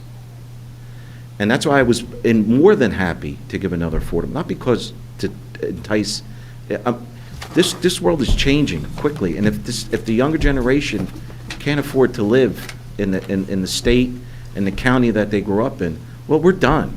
So, and I know that I would have to comply if it's a smaller. It's just, this way I can afford to build this and make it happen, and keep not just a little bungalow apartment. Those 2 3-bedroom apartments are nice apartments. So you're going to give us more than 20% that's required? I'm sorry, you're going to give us more than the 20% that's required by law? So if we do the 2 3-bedrooms and then another unit, you're asking me, Mayor, for another? No, because unless I'm receiving it wrong, it sounds as though you believe that the 20% that is required is giving us something, and it's not No, the way the law. Okay, so I was just trying to make sure that you understand. I mean, that's not assuming anything. No, Okay, I agree. So, right, so I thought you were saying, the way you were saying it, I wanted to know, were you going to give us more than the 20%? You wanted to do more than that, like Mayor, just to 25? clarify, the approval has a set aside of 12% because it was under our previous zoning. Right, but now we're going to go to And now he the said, present no, zoning. and now he said, well, he said, no, it's still, Said one this extra unit, approval right? was under the 2007 Right, zoning right, ordinance. right. He did say, and that was a 12% set aside, he did say he would meet our current set aside, which is 20%. That's how we got So there. that would only if this body, so, two things. If the body decided that they wanted to let him do that, then he was, going the extra mile, or that might be some incentive for this Right. body to consider Absolutely. leaving it at that, which, right.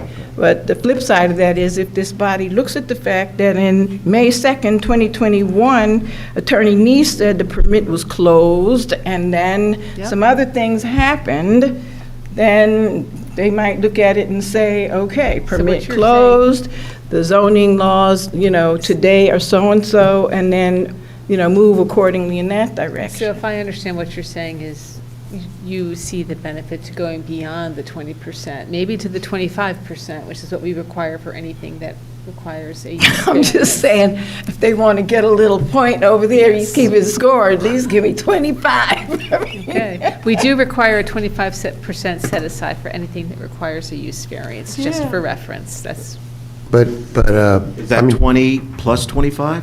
no, it's, That would work for me. it's And Mayor, just 125%. if I misplaced the word more, I offered more originally the 3 bedrooms for I got it. families. That's what I made, and I apologize. No, don't apologize, I appreciate that. And just to clarify, that would mean 3.4, so there's 3 units that are affordable housing right now you agree to? Is that correct? Yes. Okay. The percentage is based on square footage or number of units? it's the number of units, so it would Okay. be 3.4 with 17 units. And again, people, maybe at home, like, And if it we're was- talking about, if it's going from 5 to 3, it's actually cutting it in half because there's a floor of parking. So in terms of the actual residential square footage, you'd be cutting it in half. And if you're interested in housing for people and affordable housing, by cutting it in half, and even if you were to raise it to 20 from 12, you're going to be cutting into the amount of units. It's a smaller amount. But I think that the main issue for me is that this board gave its approval and never had a distinct affirmative policy on when that approval was going to sunset, at least one that was not communicated to the applicant in an unambiguous way.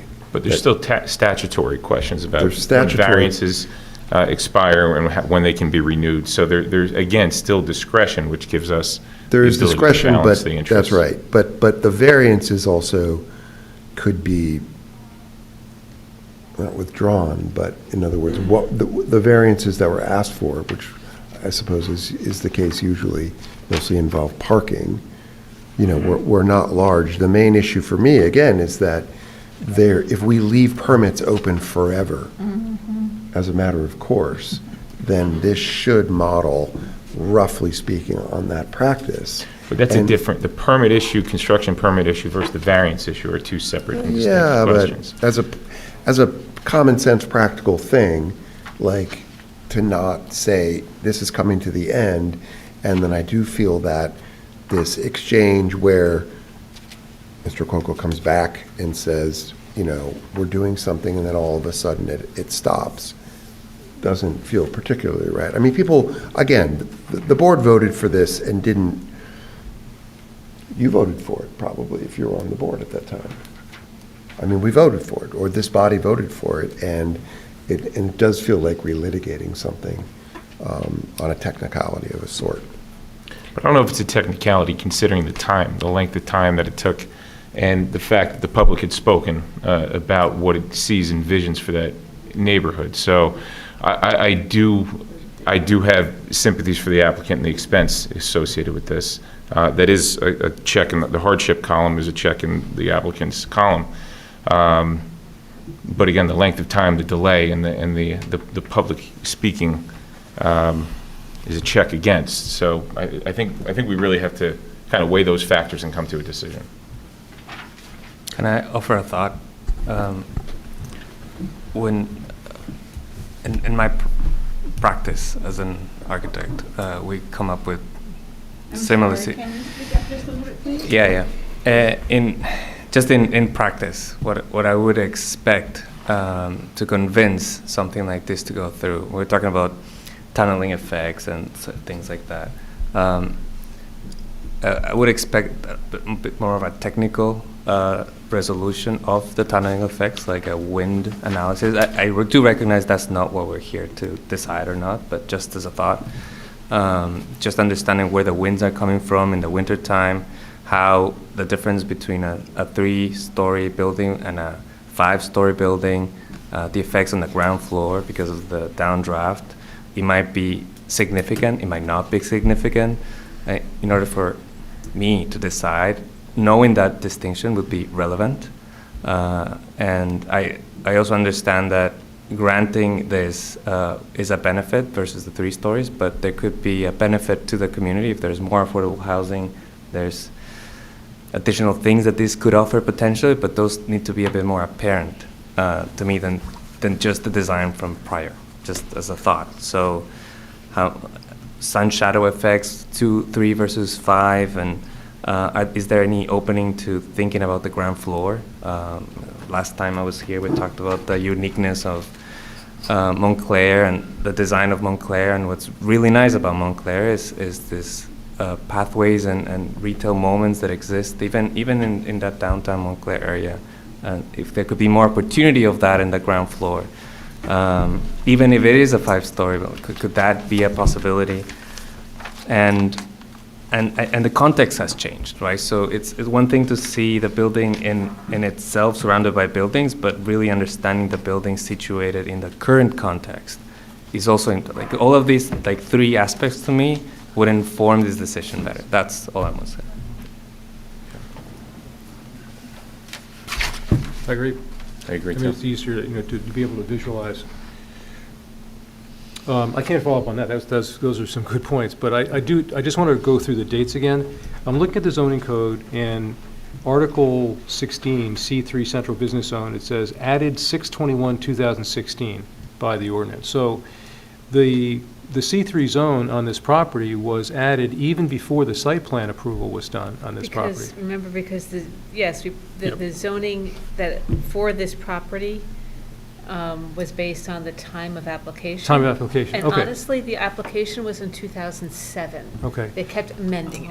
Okay, so, my question to the applicant is, if you knew that the fire is behind you, how come you didn't run any faster? Because you know that you've got this really valuable permit, this 6-story project, and when you were Mr. applying- Ianwali, did your mic go off again? When you were applying, you knew that the zoning that you got was going to expire.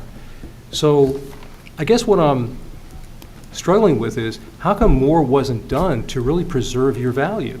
I mean, you're coming to us 10 years later looking for our sympathy.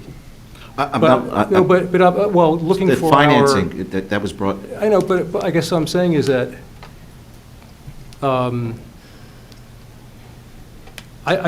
I'm struggling with is why there wasn't more effort done, even in terms of applications to the board, asking for extensions and making it more formal, but it seems like it was sort of forgotten about. And I know COVID affected, but COVID didn't come in until 20. So I feel like, yeah, it's a value, but I'm not seeing that you thought it was valuable at the time. Otherwise, there could have been more things that there were things that could have been done to preserve that value that you didn't do.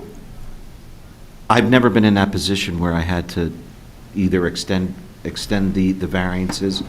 You could use that, don't forget my attorney, we were in contact, he died, and he was always on, he was like my right-hand guy, too. I even completely forgot about it. That's why I have Is that Mr. Macera. Is that Mr. Owen, who was your yeah. attorney? So, I kind of relied on my attorneys to keep me abreast of what's going on.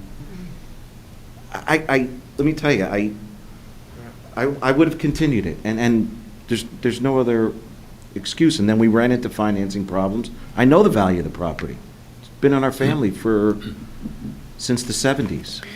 And I know how much money I spent on getting the approvals. I know how much I spent. I didn't not. When did your attorney? I would be insane. I know, but that was when a did your value. attorney pass away? Or when did he become ineffective? It's 2, 3, at least 2, 3 years ago. No, I think it was like 2021. It was after COVID. Yeah. Right after But COVID. 5 years prior to that, your attorney was practicing well, and he didn't give you advice that you had to be really careful about making sure that all the i's are dotted on this, that you preserve. We were. But wasn't there a gap in time? If I may, Tony, just to follow on that, the ordinance says that the variances shall expire by limitation unless such construction or alteration shall have been actually commenced on each and every structure permitted by said variance. Based on the history, it looks to me as if the notice of the approval, this board's approval, was January 21, 2016, which meant that January 21, 2017 was 1 year that work had to actually be commenced, and the first permit on this project was not issued until 6 months later, on July 3rd, 2017. Well, that's the permit. Is that permit considered? But that's calling that You actual can't work commencement of without work. the permit. Well, I know, but I- is it work that started, though? You're just pulling a permit. I mean, I would think work is, otherwise, we should throw out when construction actually went in the ground, because if we're talking about, I'm just trying to figure out what, because when you ask us for judgments, it's hard. We know our board reviews zoning and can give very cut and dried analyses based on, what's in. So what we're saying is that the pulling of the permit in 6 months later than it should have been pulled, if that's the only gap and everything else is okay, because we're saying that that was the start of substantial construction? Is that what we're saying? I'm not saying that. I'm saying that based on the facts, the earliest that actual construction could have occurred was when the first permit was Oh, issued. but actual construction didn't start until '21. No. I have all the footing permits that we put in shortly thereafter. 17. Oh, 17, you put these footings It's in? 17, Started, yeah. 18. Right, in December, You a got- permit. Oh, okay, I'm sorry. I For heard you footing. say 21 before. No, you gotta pour, you wait, and then you gotta have an engineer June. come back and resets. Right. It doesn't, June of 17. Okay, Now, for and some to- reason, we were talking about 2021 That was the revision revision. Was to the the foundation. foundation. To the it foundation. switched from concrete block to So did you poured pull the concrete. old ones out and put new ones in? No, that's for the walls. We changed. Oh, so from you didn't block. put the ones around the perimeter? Correct. Okay, so now that's why it's only 50% got to be changed. So you actually started 17. in 17, Yes. soon after the permit. Okay, I'm sorry, I was missing that gap. And then, okay, and then, I know we keep going in circles on this, but again, 17 to 21, what occurred? Why there was no additional construction from 17 to Up 21? until about 18, early 19, we were still working. On- COVID hit. No, I understand that, but you said you poured the footings in 17. When you say, I know we've been through this, but I need to hear it again because I've been confused and we've gone around in circles There on were this. different increments that the concrete piling, the footings were put in. You could set 4 or 5 at a time, then they got to set and dry, then the. How long does that typically take? How long did yours take, if you don't mind me? That's How long a did good yours take? question. Thank you, Mr. Massera, It yeah. clearly went to 2017, took about a year and a half. No, I understand that, but was it because, so it went to 17, you said, right? Yes. To get the footings in? And then It from went to 19. went to 19? Yes. Okay. So, is it typical for footings to take that long to? So, I come from an old school. Yeah. You can take this or leave it. The Yeah. building's gonna stand up there for 1,000 years. My steel plates are not even rusted. There's actually 2 of those bolts that are rusted after all these years. Okay. I'm not gonna slap it up and then throw up those steel columns knowing that, because I have to get it done in a quick time. So I chose to take my time to do those concrete footings. I chose that. And I would have continued if I didn't get hit with COVID. And then 19, well, then 19, right, is when things ceased. Was that the financing problem you ran into? No, COVID hit. 19, it was 20. I asked about 19 Yeah, now. I don't remember the last set, I don't have the permits. I think the last footing inspection was April 10th, 2019, from what I see. And then COVID hits in March of 2020. So from April to March, was there any work done? Yeah, we were constantly doing work over there between, probably up to about November, we do site work And then winter comes and then and then. things slow winter down? and Okay. You can't pour, I'm not gonna pour. I'm not saying, yeah, pouring the winter. Okay. All right, trying to get the timeline. Okay. So do you have a full, I think I asked this last time, but I'll just ask again. Do you have anything close to a full construction budget yet? I know you don't have working drawings, right? We do. Oh, you do have, you have Yeah, a, that's the only way that we've got the finance. okay, so you do have a full budget? Yeah, if Okay. you look at the numbers that we gave, it's over 6 million for construction. Yeah, I think the line of credit was 6 million.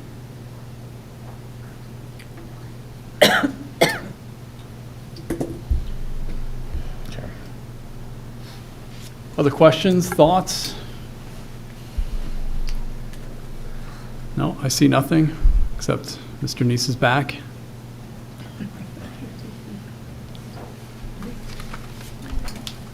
I know, I'll just say, I know that we don't really set precedent, hard precedent ever, but it seems to me that the crux of the question is how long can generically variances hold and our resolutions hold, and what substantial construction means. And I will dissent from others on the issue of the zoning change. I don't think that that's part of the situation. I really don't. I think it's just, we have to be able to figure out how long can somebody dawdle on a project, regardless of what it is. And every time it shouldn't be Groundhog Day. We should have a firmer idea of what it is, because the government gets to dawdle. Like, we do it to people all the time. And if, we should make it clear, when is the clock ticking and when is the clock running out? And When the rules change. Well, we have no, that. not when the rules change. No, I'm saying when the town decides that it wants to change the height in which you are allowed to build. And No, but it's- if you do not for several years, that you're under the new regulations, that's the question. The question is, if you do not keep up with the zoning and you do nothing, and there's a period of years in which the rules about what can be done have changed. That's the question. Yeah, I think Well, all it is plays. sacrosanct that somebody's application is always protected. I mean, you are always, when you make an application, the date your application is filed it's holding. If I may, Yeah. we do have an ordinance that Mr. Neese had quoted that says any variance granted by this board or the zoning board of adjustment expires unless Right. work was actually commenced on each and every structure permitted by said variance, or unless such permitted use has actually been commenced within 1 year from the date of publication of That's the for the notice. variances, but not for the site, but I guess that's baked into the site It's plan. kind of, I think they're linked together, because you can't have a site plan approval without the variances. Mr. Chairman, but that is exactly what it says. But again, there was reliance back I in know, 2000. I understand your Right. point, but I'm trying to answer the counselor's question about, hey, we should have a firm time. I'm saying there is a firm Oh, time, okay. right? That's in the, my point is, that's in the ordinances. Now, I happen to agree with you on the Right. point you're making. I don't think you should have gotten a permit, quite honestly, because you were past that 1 year time. But you did, and you move forward with your foundation, your pilings, right? And so that I understand, get, right. right? And my struggle, as you've already heard, is the time after that, right? So if that finishes up in April of 19, I get COVID, but to me, nothing else happened after that except for a couple of filings, which to me is not really progress. Keith, I have a question there. Yes. It's each and every structure of the foundation plan. Is that correct? It What if says- it's partial? Specifically, it says this, let's see, variances essentially shall expire by limitation unless such construction or alteration shall have been actually commenced on each and every structure permitted by said variance, or unless such permitted use has actually been commenced within 1 year. Right. Each and every structure of that variance, that includes the foundation plan that was approved to be drawn, right? So if this was built in full, then it's okay. But if it's built partially, then what?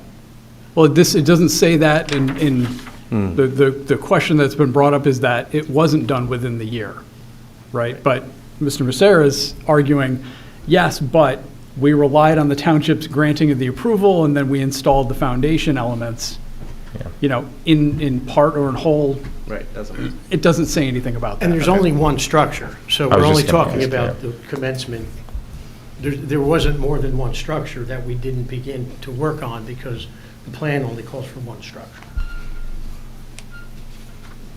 I mean, there's a structural plan, there's different components of the structure. Components, but there's only one structure being built. Right. Right.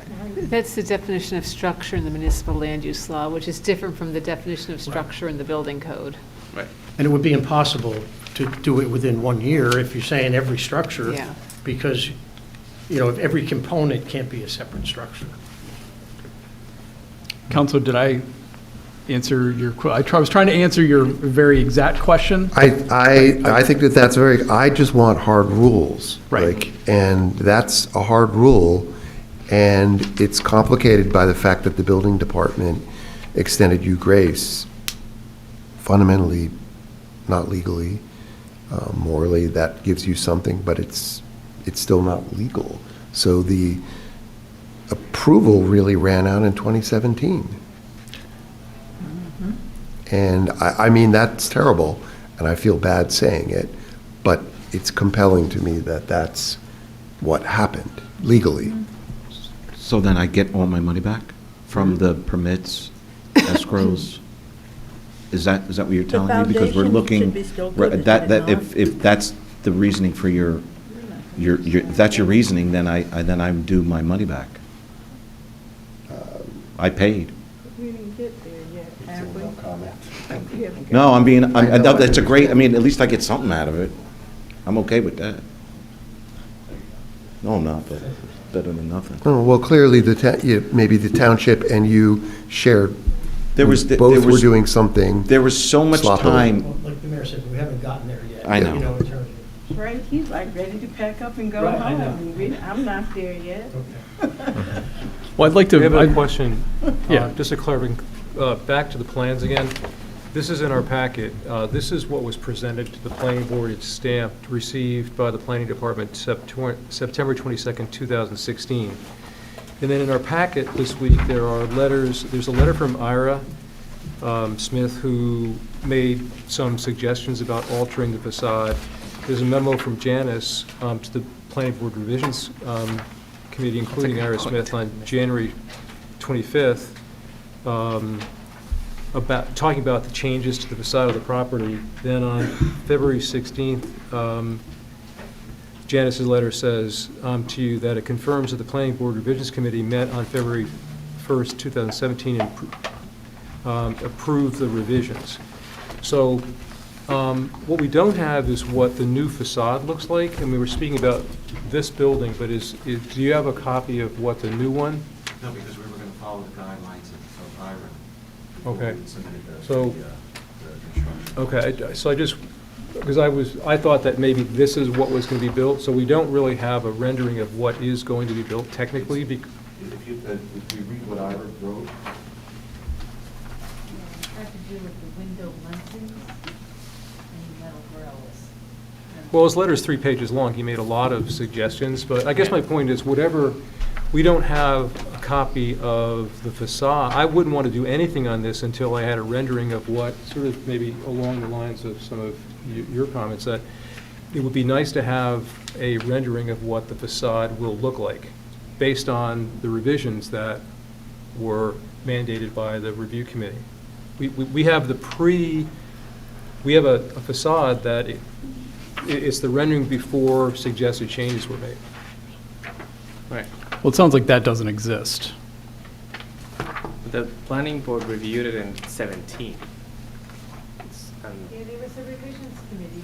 The revisions committee met in February of 2017 and approved the changes to the The changes. site plan with the conditions about and I don't know if that was I don't know if you included the plans from the February with the submission, the February. so if you look at our building rendering in his letter, IRA does place in his pen marks what it would look like. Right. Well, those are his suggestions, so we don't have something from the... There was a set of plans that were approved. So these ones are 18. Are these the latest ones? That we just added the The revised storage plan. to the These are just floor plans, so they're not. Yeah, it's just a floor plan. Just floor plans. So, So if you look at this, it's not much different, it's adding the higher. yeah, but I floors. can't imagine things. I mean, I'll be clear on this. I think it's, well, you said you priced the building. Sometimes those little deviations in brick are quite expensive. That's why people don't, let me just finish. So I think we should probably see a facade rendering of what was approved, because if you priced it, we want to, I mean, if your contractor priced it, he priced what? If you don't, what? You priced it, okay, so you priced, all right. I guess, I'm sorry, I think it would be good to see a rendering of what is actually going to be built. There's over 10 to 12% within that 6 million. So I didn't just say I need 6 million. So there's 10, 12%.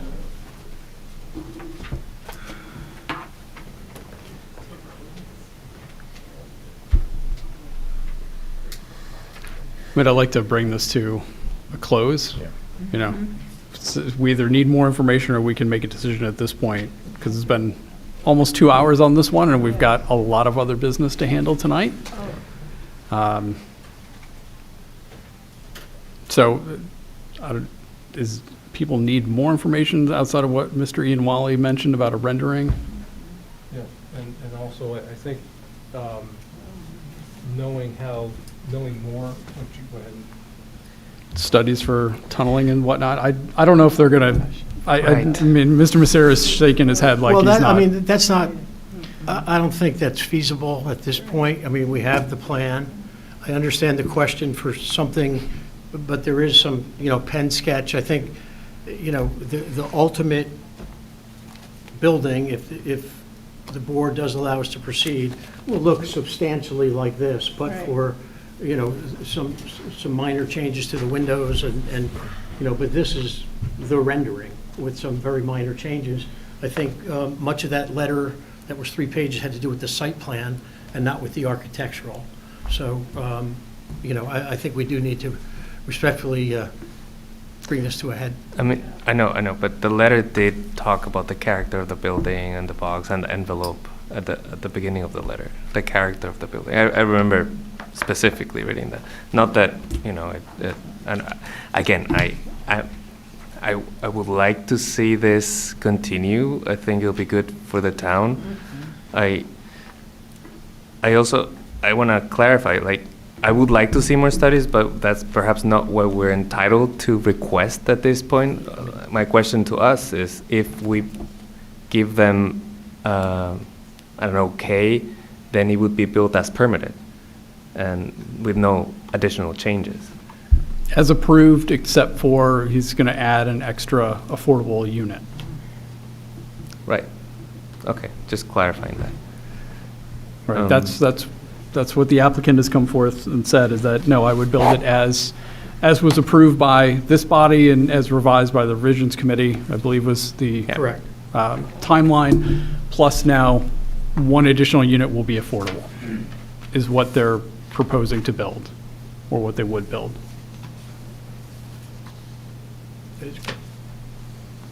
And with time constraints on getting the permits. Right. complete to the foundation. We've agreed to those. Inspections and structural bylaws. Right. We would agree to those constraints.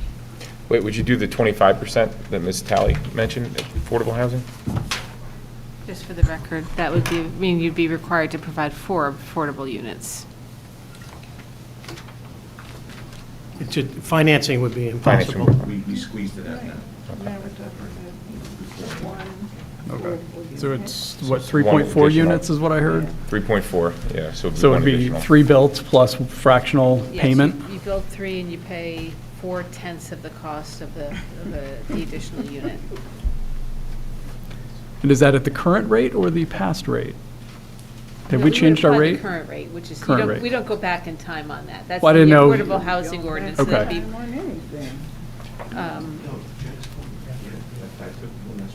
Yeah, I just want to I want to just make sure we're clear about what that is. Okay. I just want to make sure. So we got time of application all the way back to, Oh, I'm sorry, that's just habit. As you can see, I talk a lot of times here, because if I don't hold my hands together, I'm going to start going like this and gesturing way too much. So, yeah, exactly. I try and just do this and hold them together here. Okay.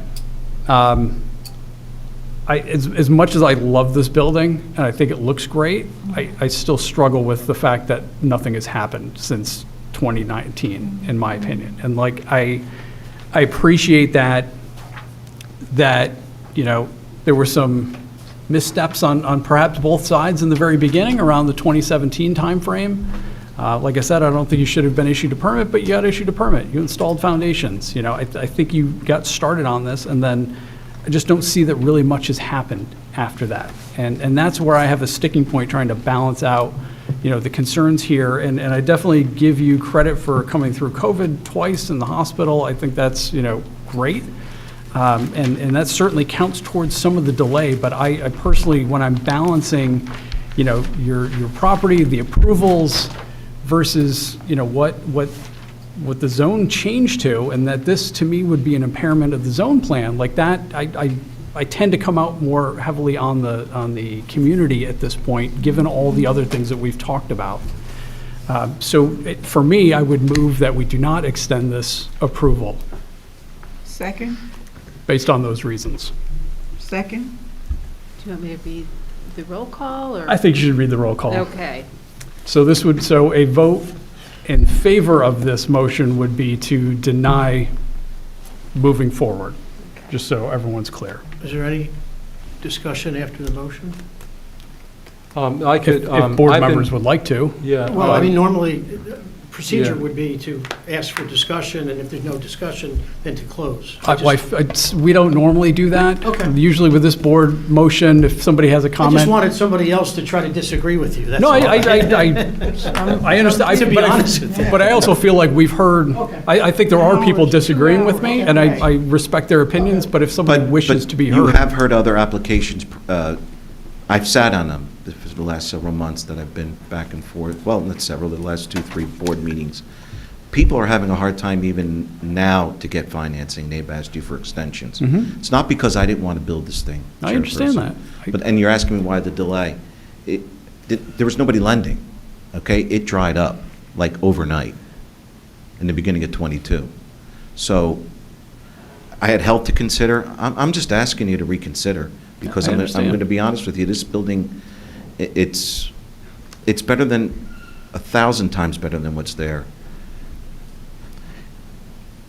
I feel for your position. I really do. Like, emotionally, I want to say yes. I want to say go for it. But you have every opportunity to use your emotions on this. I do have opportunities to use my every emotions. wonderful opportunity. This is one of the tough things about sitting here, is that, you know, and I've said this to my fellow board members, I have voted for things I don't personally like, and I've voted against things that I personally do like, because of how I see things balancing out. And I wish I could just emotionally say, yeah, go for it, and this is going to be wonderful for the township. But, you know, I've got to balance all the things that I've heard over these past few meetings, and that's, you know, where I've come out, including listening tonight, including listening to your, you know, passionate pleas about this project. And that's just my opinion, right? There's a number of other board members who will vote on this.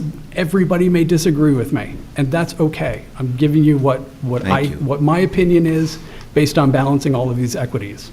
I hold your opinion, great. And I would say I'm even more strongly inclined to want to say yes to your project. I'm so sympathetic, but the two things I want here are like clarity of law.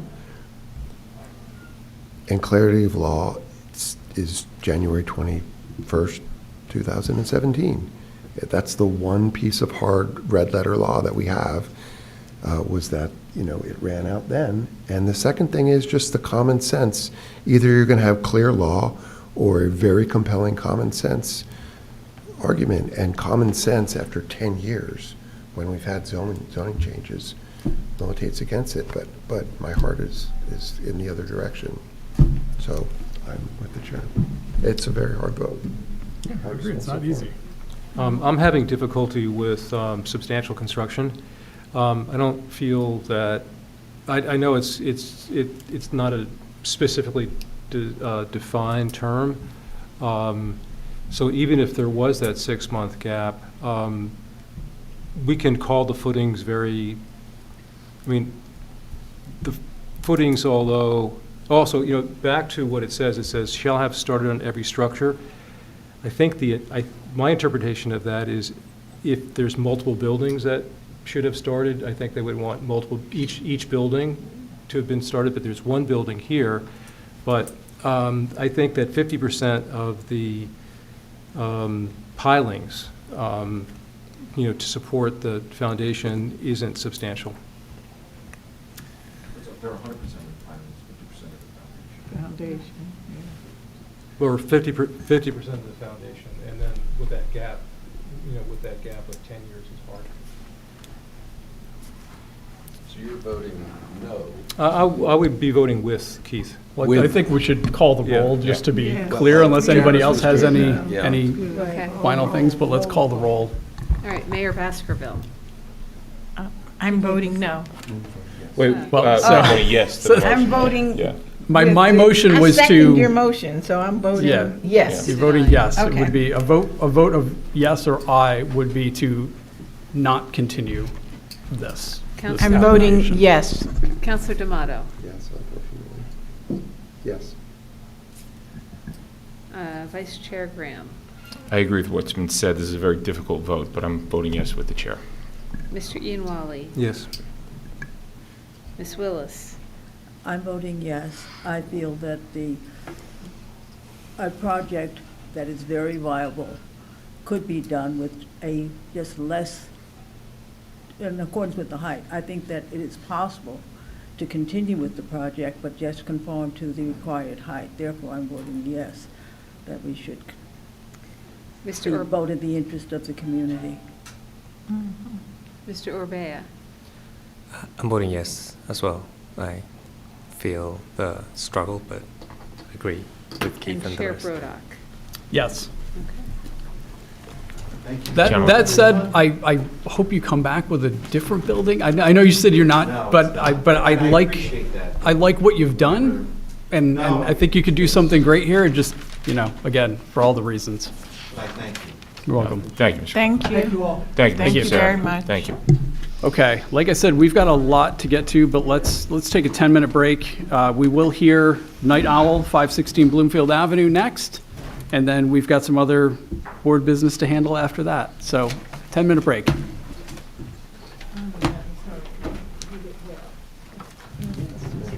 See, I agree with you. I agree with you. If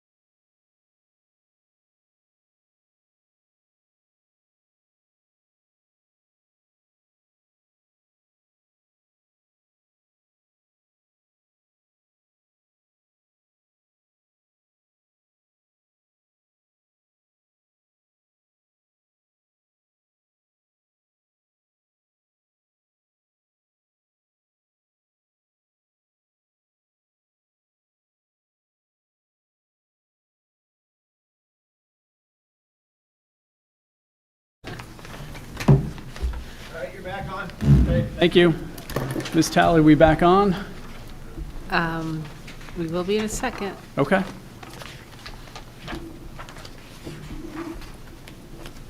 Yes, we are back on. Excellent. Not that I think anything changed, but if anyone's here for 260 Park, we're not hearing that tonight.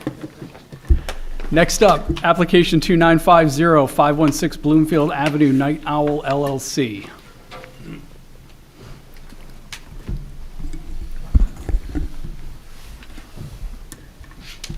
Good evening, everyone. Alan Evening. Tremulac appearing on behalf of Night Owl LLC. This is a, I think, simple, straightforward application for a conditional use permit for my client to operate a retail cannabis dispensary in a portion of the first floor of the building located at 516 Bloomfield Avenue. This is the building that for many years was occupied by the CVS Pharmacy, which recently closed that location, and my clients have a lease for a portion of the former CVS location. Under the zoning ordinance, retail cannabis dispensaries are permitted uses in the C1 Central Business District, provided that certain conditions are met. And the purpose of this hearing is for us to establish and have the board confirm that we meet all the conditions applicable to this use. And I know the board has heard, I think, 3 other applications under this ordinance, and so that's the purpose of the hearing tonight. And my plan is to present what will be very brief testimony, literally from my one of my clients, Eric Payne. I do want to note that the entire team is here, other owners of the business, as well as their architects, who would be able to answer any other questions that the board might have. Again, given my prior experience with similar applications, I know the board typically has questions that might go beyond the scope of this particular application. So we have everyone here to answer whatever questions the board might have. So I'd like to begin by calling Eric Payne as my first and only witness, really. Actually, before, Mr. Tremblay, before we do that, Janice, do you have exhibits that we should mark ahead of time? Yeah, I do. A1 is the application. A2 is the certification of taxes paid. A3 is the proof of publication. A4 is the affidavit of service.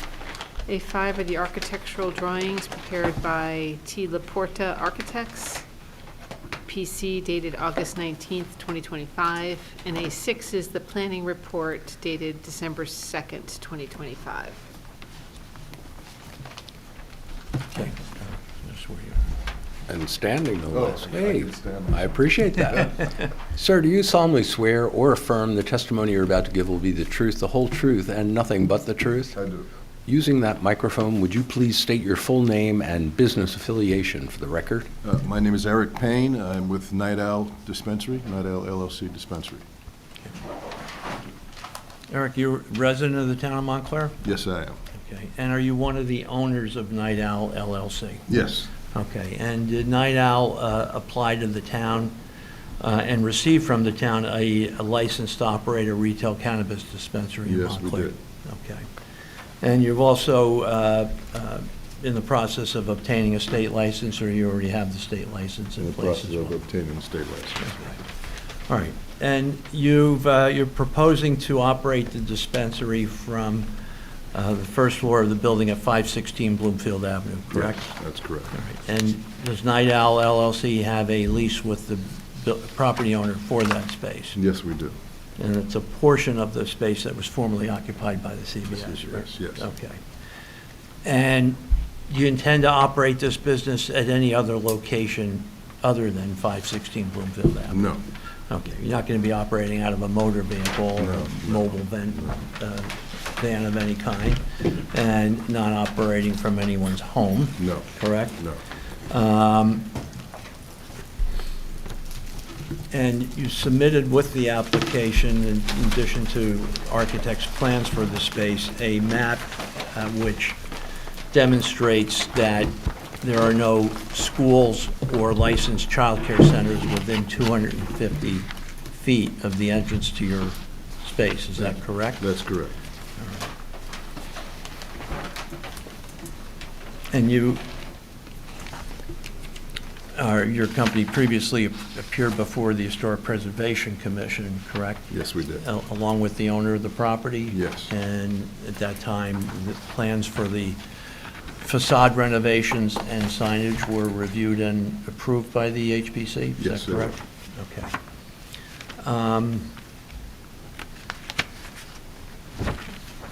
Okay,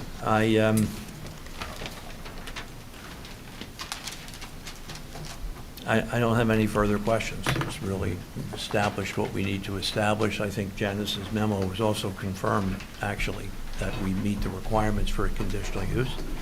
And Mr. Chairman, in my report, I did have a couple of questions on page 8 Yep. regarding the transparency of the windows. And I think that there were some inconsistencies between the facade details submitted and the facade details approved by the HPC. So if you could address those. Well, we're going to comply with the, with the facade details as approved by the HPC. To the extent there was any inconsistency, Okay. we would be governed and comply with the HPC approval. We're certainly going to comply with the requirement that windows be transparent. Okay. And then you also indicated, as perhaps a condition, that obviously we have to have the licensing in place, both state and. Right. And you'll have to come in with a signage application, which would be approved by the HPC's minor application. I think that's already been approved, Janice, by. You already got the part of- signage approved? It's on the Yes, we did. figure 9 in your report. Oh, okay. I'm not on that committee, Janice. I just don't, I am. Oh, you're on that? I'm not on that one, so I can't speak I to don't it. recall seeing, maybe I wasn't at that meeting. I'm sure it was approved. But you went to you submitted all the sign details separately from your approval to the facade improvement? Part of the building owner's submission to the HPC. Included the sign for sign. Night Owl? Yes. The lettering and, okay. It's shown on the Yes. 2 drawings, actually, Well, what I see is Store 3, Juichi, and then Night Owl. Okay.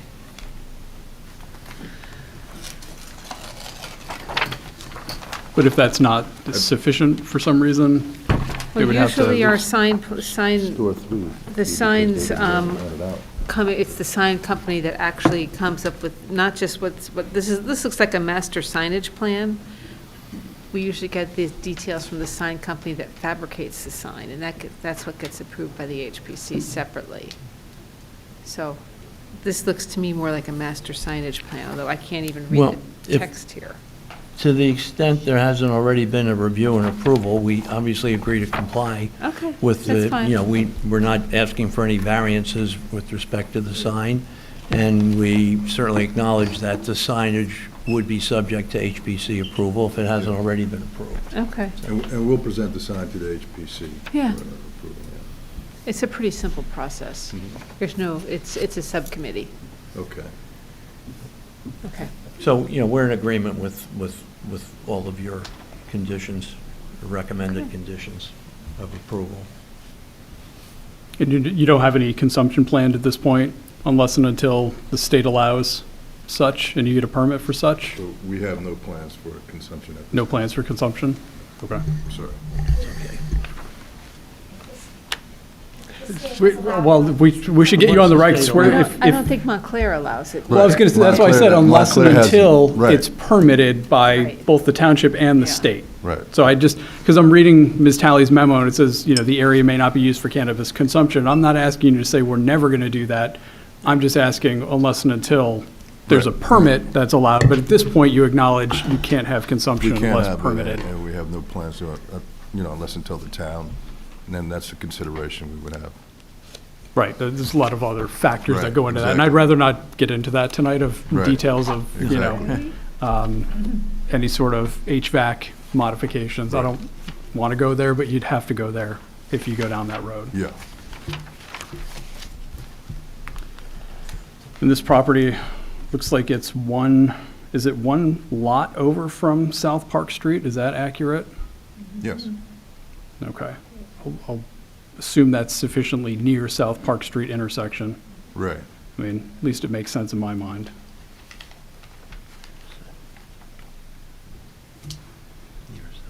Any questions from the board? Do we have a limit of the number of these licenses that the town can issue? We do. 3? And who holds the other 2? Well, I know Cush Connection holds one of them. Okay, that's, Connection holds one, and that- then a successor to a company that was called Citrus NJ, that I don't remember their name. Last I And you may knew- remember the successor company to Citrus, High, I didn't. High Life or something? Last I knew it was Citrus, the last conversation I heard from Gibbons, but I don't know if there's a successor Yeah. there. just in terms of where they are, because we've seen a few of them, I know, so we saw one on Pine Street, did that ever happen?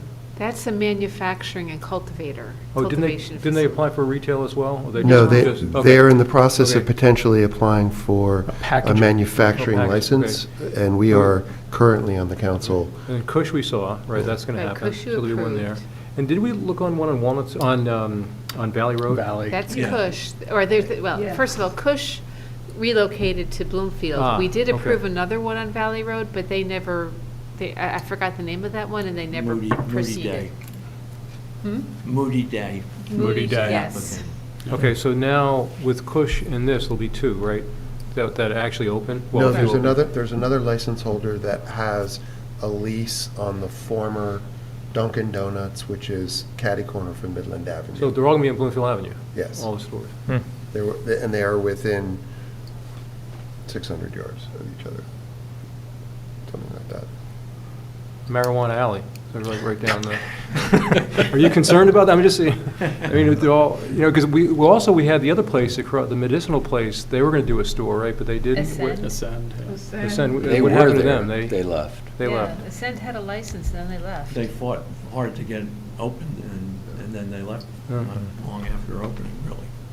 Is the business good? They abandoned their license in June of 2024, having determined that they have a maximum of 3 local licenses that any entity can hold statewide, and they determined that they would not use one. They would rather have 3 somewhere else. So this is really straightforward then, because there's 3 allowed, and there's nothing in the code which says, I remember when it was first discussed, there was some discussion about maybe one in Upper Montclair, and then that area in Valley was approved, and then also Bloomfield Avenue. But it looks like they all wound up here. We I don't mean- dictate Right. where they locate, we only Yep. dictate Where by they could be. zoning, which Right. zones Correct. they can be permitted in. So this is really straightforward then, right? It is. I mean, there's few requirements that need to be met. I think Ms. Talley's memo laid it out really well. I think the applicant just testified that all of those things are correct. So, yeah, it's straightforward in my mind. I think Mr. Tremblak is right to bring the whole crew, because a lot of times these do go into other areas that are, not spelled out here. But I would suspect, given the lateness of the hour here, that folks aren't going down that road tonight. So glad you're prepared, though. There was a benefit to waiting it out. Possibly. That'd be my guess. I mean, because like I said, we still have more business to get to that'll I know you take do. some discussion, so.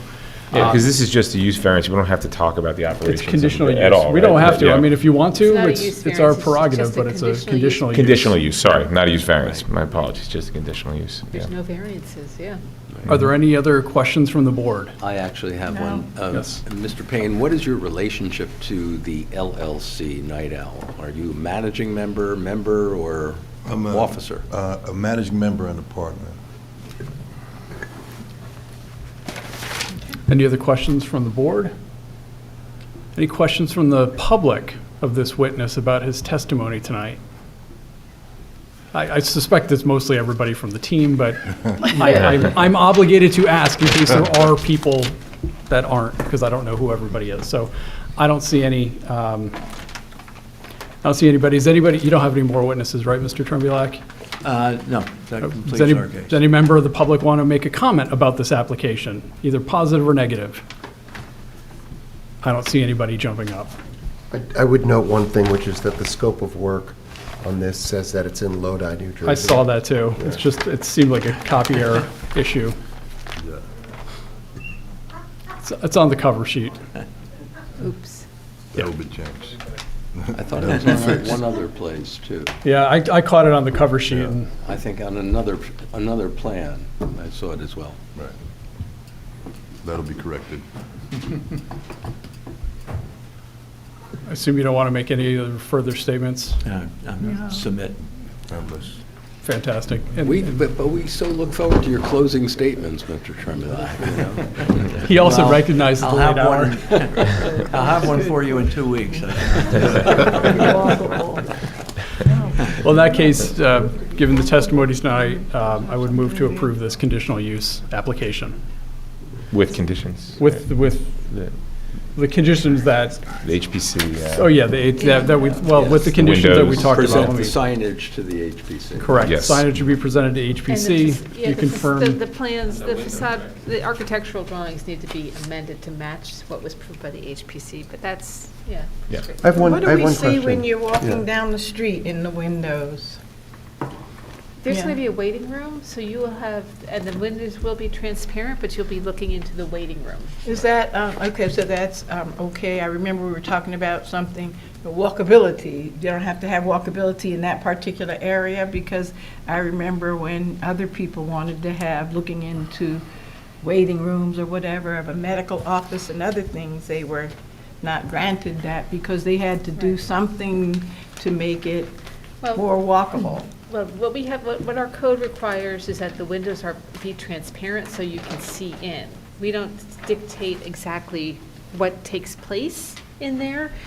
The challenge with cannabis is that you can't look into the cannabis sales area. So my understanding is the way they design these is you can have the transparent window from the street to the waiting area, which is fine. You'll see people, it'll look like a little lobby in there. But beyond that, where you sell the cannabis, that those windows will not be transparent. Right. So on that list of things that we went over a few years back to determine walkability, was waiting room on there? Because, and I ask that because when Dr. Davis was opening his medical practice in the south end of town, we had specific requirements that he put different things in the window so that he wasn't, you That's just because weren't he looking had in to get there. a variance to have a medical office use on the Okay. first floor. Okay. And in order to make it not look like a medical office use, which usually has privacy, Mhm. he had to put some of the products that he sells in the windows and kind of create a display area. Okay. That's how we got the variance. So a this re- is different this than is a retail medical use. office. This is not an office use, this is a retail use. But they'll be sitting there, just people sitting there, or will they be sitting there with their products We don't enjoying say that them? you have to show, we don't say that you have to have a display area, you just have to have, the windows have to be transparent. You Okay. can't block them off and make it look hidden, whatever is in there. So, in this case, it's a waiting area, seats and, I guess, tables or whatever. Okay, thank you. Yeah, I mean, it'd be nice if it- You have it'd be to go nice look if at the it- list again. I don't remember Right. waiting room was allowed. Well, it would be nice if it didn't look like a sterile, white box on the inside, but that's not, that's nothing we can control, I'm sure you so. put some It art won't- on it the won't- wall. it won't Yeah, be- art on the wall, art on the windows that are on We've the. got some art galleries. Or some of the product, if people wanted to learn. No, I don't think you You can. can't. You can't put No, that. I think, Maybe pictures of the product? Because a lot of us have no idea what it You can't. is. this I don't Thank you, know. ma'am. I'm one that doesn't know. And I'm a 70s baby. Well, with that, I made a motion with conditions, and there's a second. Oh, We have I'm a motion sorry. and a second. All in favor? Aye. Opposed? Abstentions? I was thinking about product, display area. All right. Thank you, Mr. Chairman. Thank you, Have a board good members. night. Have a Appreciate good it. one. Thank That you. was, next, this is And thanks for your good. patience over the last couple of Meetings, right meetings. there to come back. This is good. Next, what are we doing now? Oh dear, All great. right. Well, it's still a drugstore, right? Okay. But it's still a drugstore. It is, that's for sure. Whoops. I wish it did something for municipal. Next up, we've got the Elm Mission New Street redevelopment plan. And I went to the University of Wisconsin. See, Okay. That's the bigger miracle. I just want to preface, I know that there's, Oh, yes, very much so. good night. Welcome. Life is all about the missed opportunities. So I've got 4 more things under new business. Yes. Just wanted, the last 3 items are really just for your information only. The 2 council resolutions about an area in need of redevelopment and an area in need of rehabilitation. It's for your information only. I'm going to be scheduling a public hearing for that in March. Okay? Okay. On those 2 items. And then the annual Board of Adjustment report, I just want to make sure you have a hard copy. They are working on their 2025. They're only a report. year late. Yeah, well, yes, it's a little late. So I think that's something we should direct the zoning subcommittee to take a look at that report. I agree. Okay? So that means the only things we have to do tonight is discuss the Elm Mission New Street redevelopment plan changes and committee assignments. Okay? So, if you look at the memo that we prepared, we tried to propose specific zoning requirements that reflect the master plan in the Elm New Mission Street redevelopment area. And it's creating a new zone district. For those of you who were not involved when we did the master plan, the Unified Land Use and Circulation Plan, we amended that, I think, in 2016 at some point, to reduce the height of the buildings in the C1 zone, which is largely on Bloomfield Avenue, from 6 stories to 4 stories. And several times we've proposed zoning changes to the council to make those changes, and it never got traction. So we have a new council now. We'll have to, I've got indications that this council is a little bit more open to reducing the height of the buildings on Bloomfield Avenue. And when I say the height of the buildings, this is outside of the redevelopment area. The master plan recognizes that we have strategic nodes of redevelopment along Bloomfield Avenue. We've created redevelopment plans for all of those and allow the larger, more intensive buildings in those strategic nodes. But in between, the majority of those buildings along Bloomfield Avenue are some of them are 1, they're 2 or 3 stories. They're not large buildings, and they're on very small lots. So the master plan was amended several years ago to reduce the height from 6 stories and 67 feet to 4 stories and 47 feet in those areas. The density, however, stays the same, because practically speaking, you can, even with a 4-story building, you can still develop it at a density of 55 units per acre. That's from what we've seen with 4-story buildings. You don't need a 6-story building to utilize. Excuse me? I didn't hear you. The FAR? Is your mic on? FAR? Yes, it's Your yes, estimate FAR? there's no floor area ratio. It's just a density, okay. units Okay. per acre. Sorry. So anyway, what we propose here is, again, we know that the Elm New Mission Street redevelopment plan is dated, has not kept up with a lot of the changes. So if you look on the ordinances that we drafted, this calls for creating a new zone called the CD Center Downtown Zone. Many of the uses reflect what's in the C1 zone right now. The changes are that, if you can see where we highlighted it,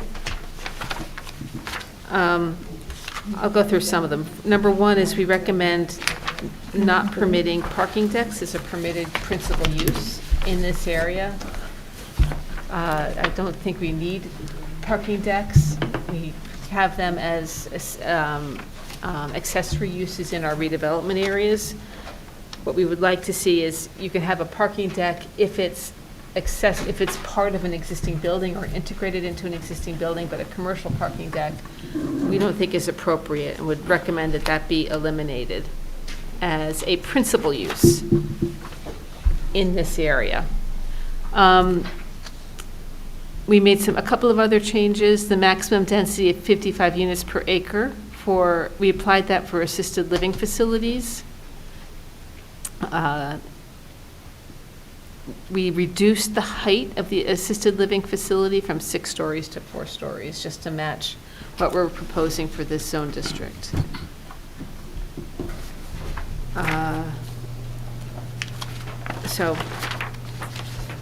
And then we have a section, I'm on page 6 of the ordinance. The areas that we're making changes are highlighted.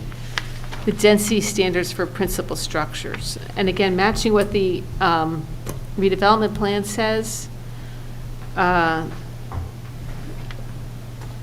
We've added language here that matches the redevelopment plan, rather than keeping the original density, which says that you have to, when you apply the density of 55 units per acre to a mixed-use building, you have to reduce the density based on the percentage of floor area dedicated to residential use. The master plan just calls for applying a simple density rather than using that reduction. So that was the other recommendation in here for that new zone district. And then the other properties in this area would be put into the R2 zone district, including those properties on Hartley Street. So I don't know if you have any questions about our memo or our proposals here. There was on page, go ahead.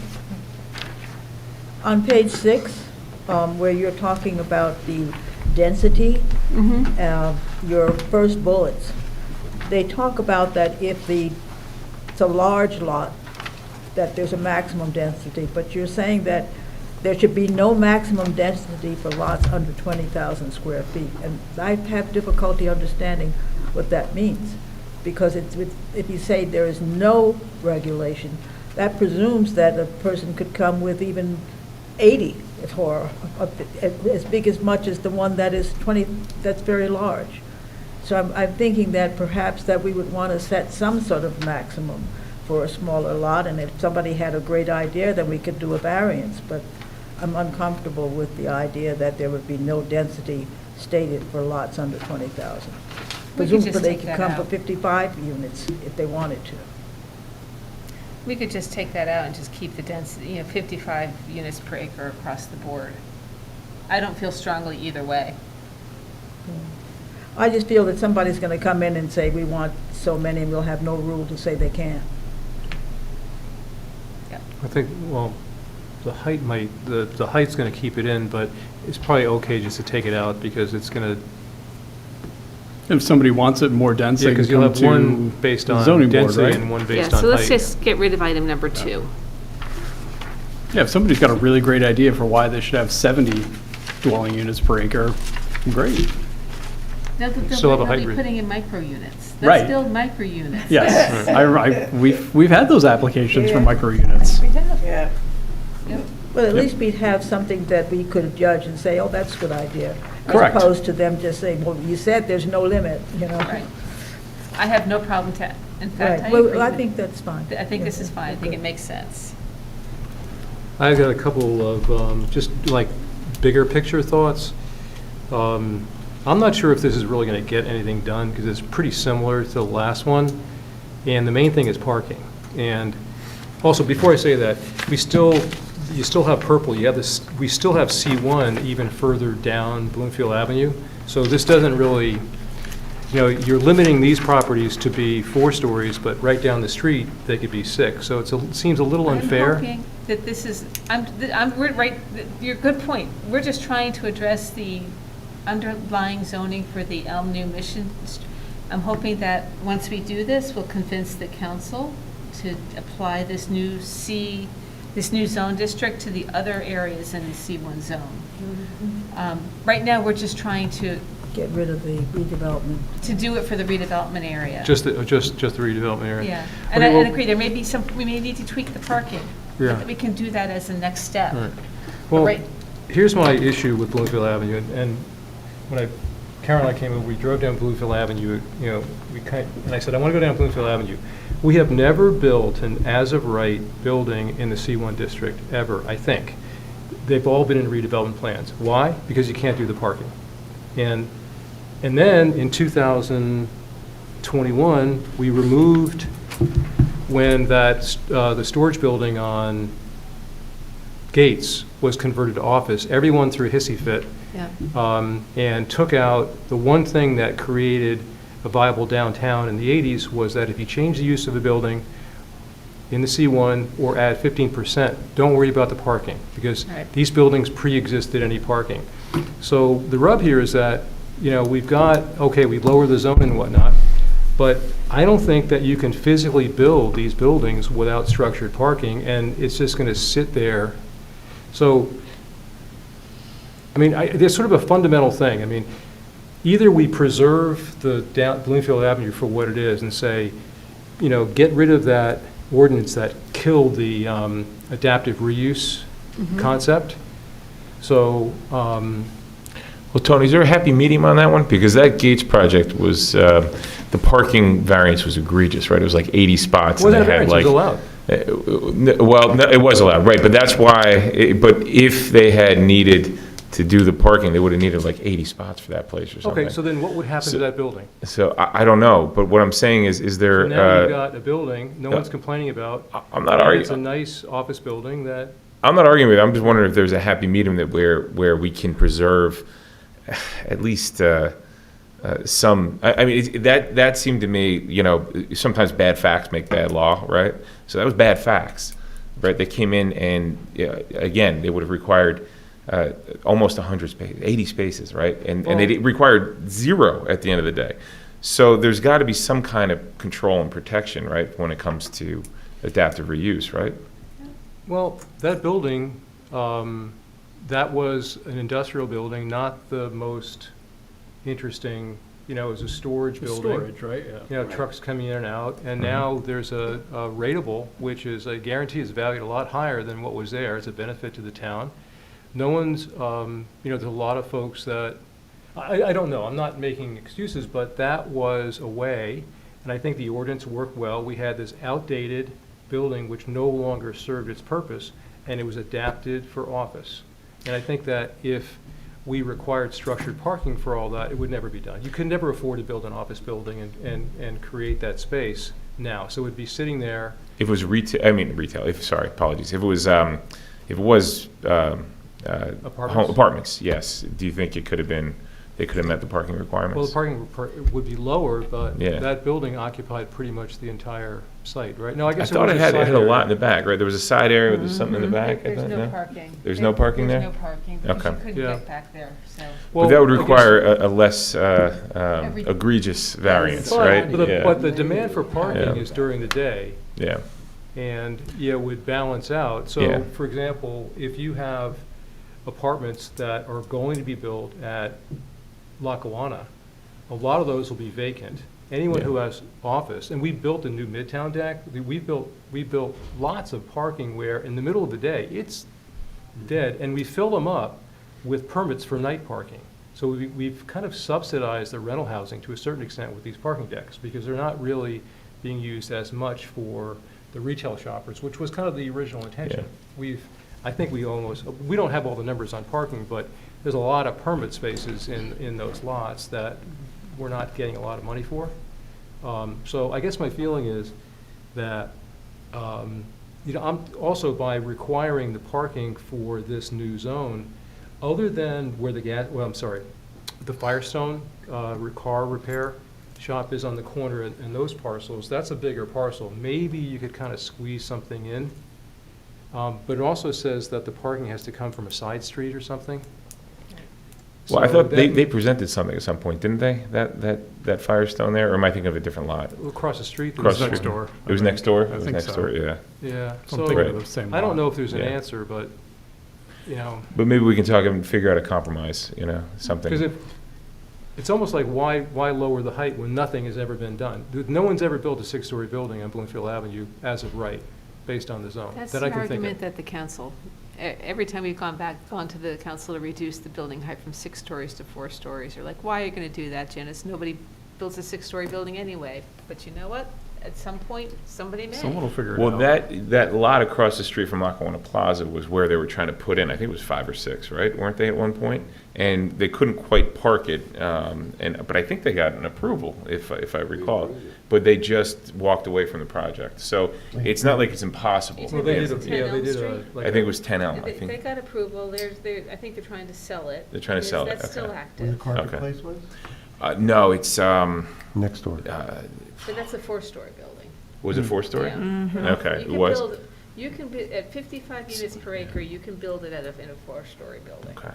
So just so you know, Yeah. this council person, does have it on his to-do list repeal of O2123, which is that ordinance. Well, the parking ordinance. Yes, especially because of the way it was done, as I recall, was haphazard, so.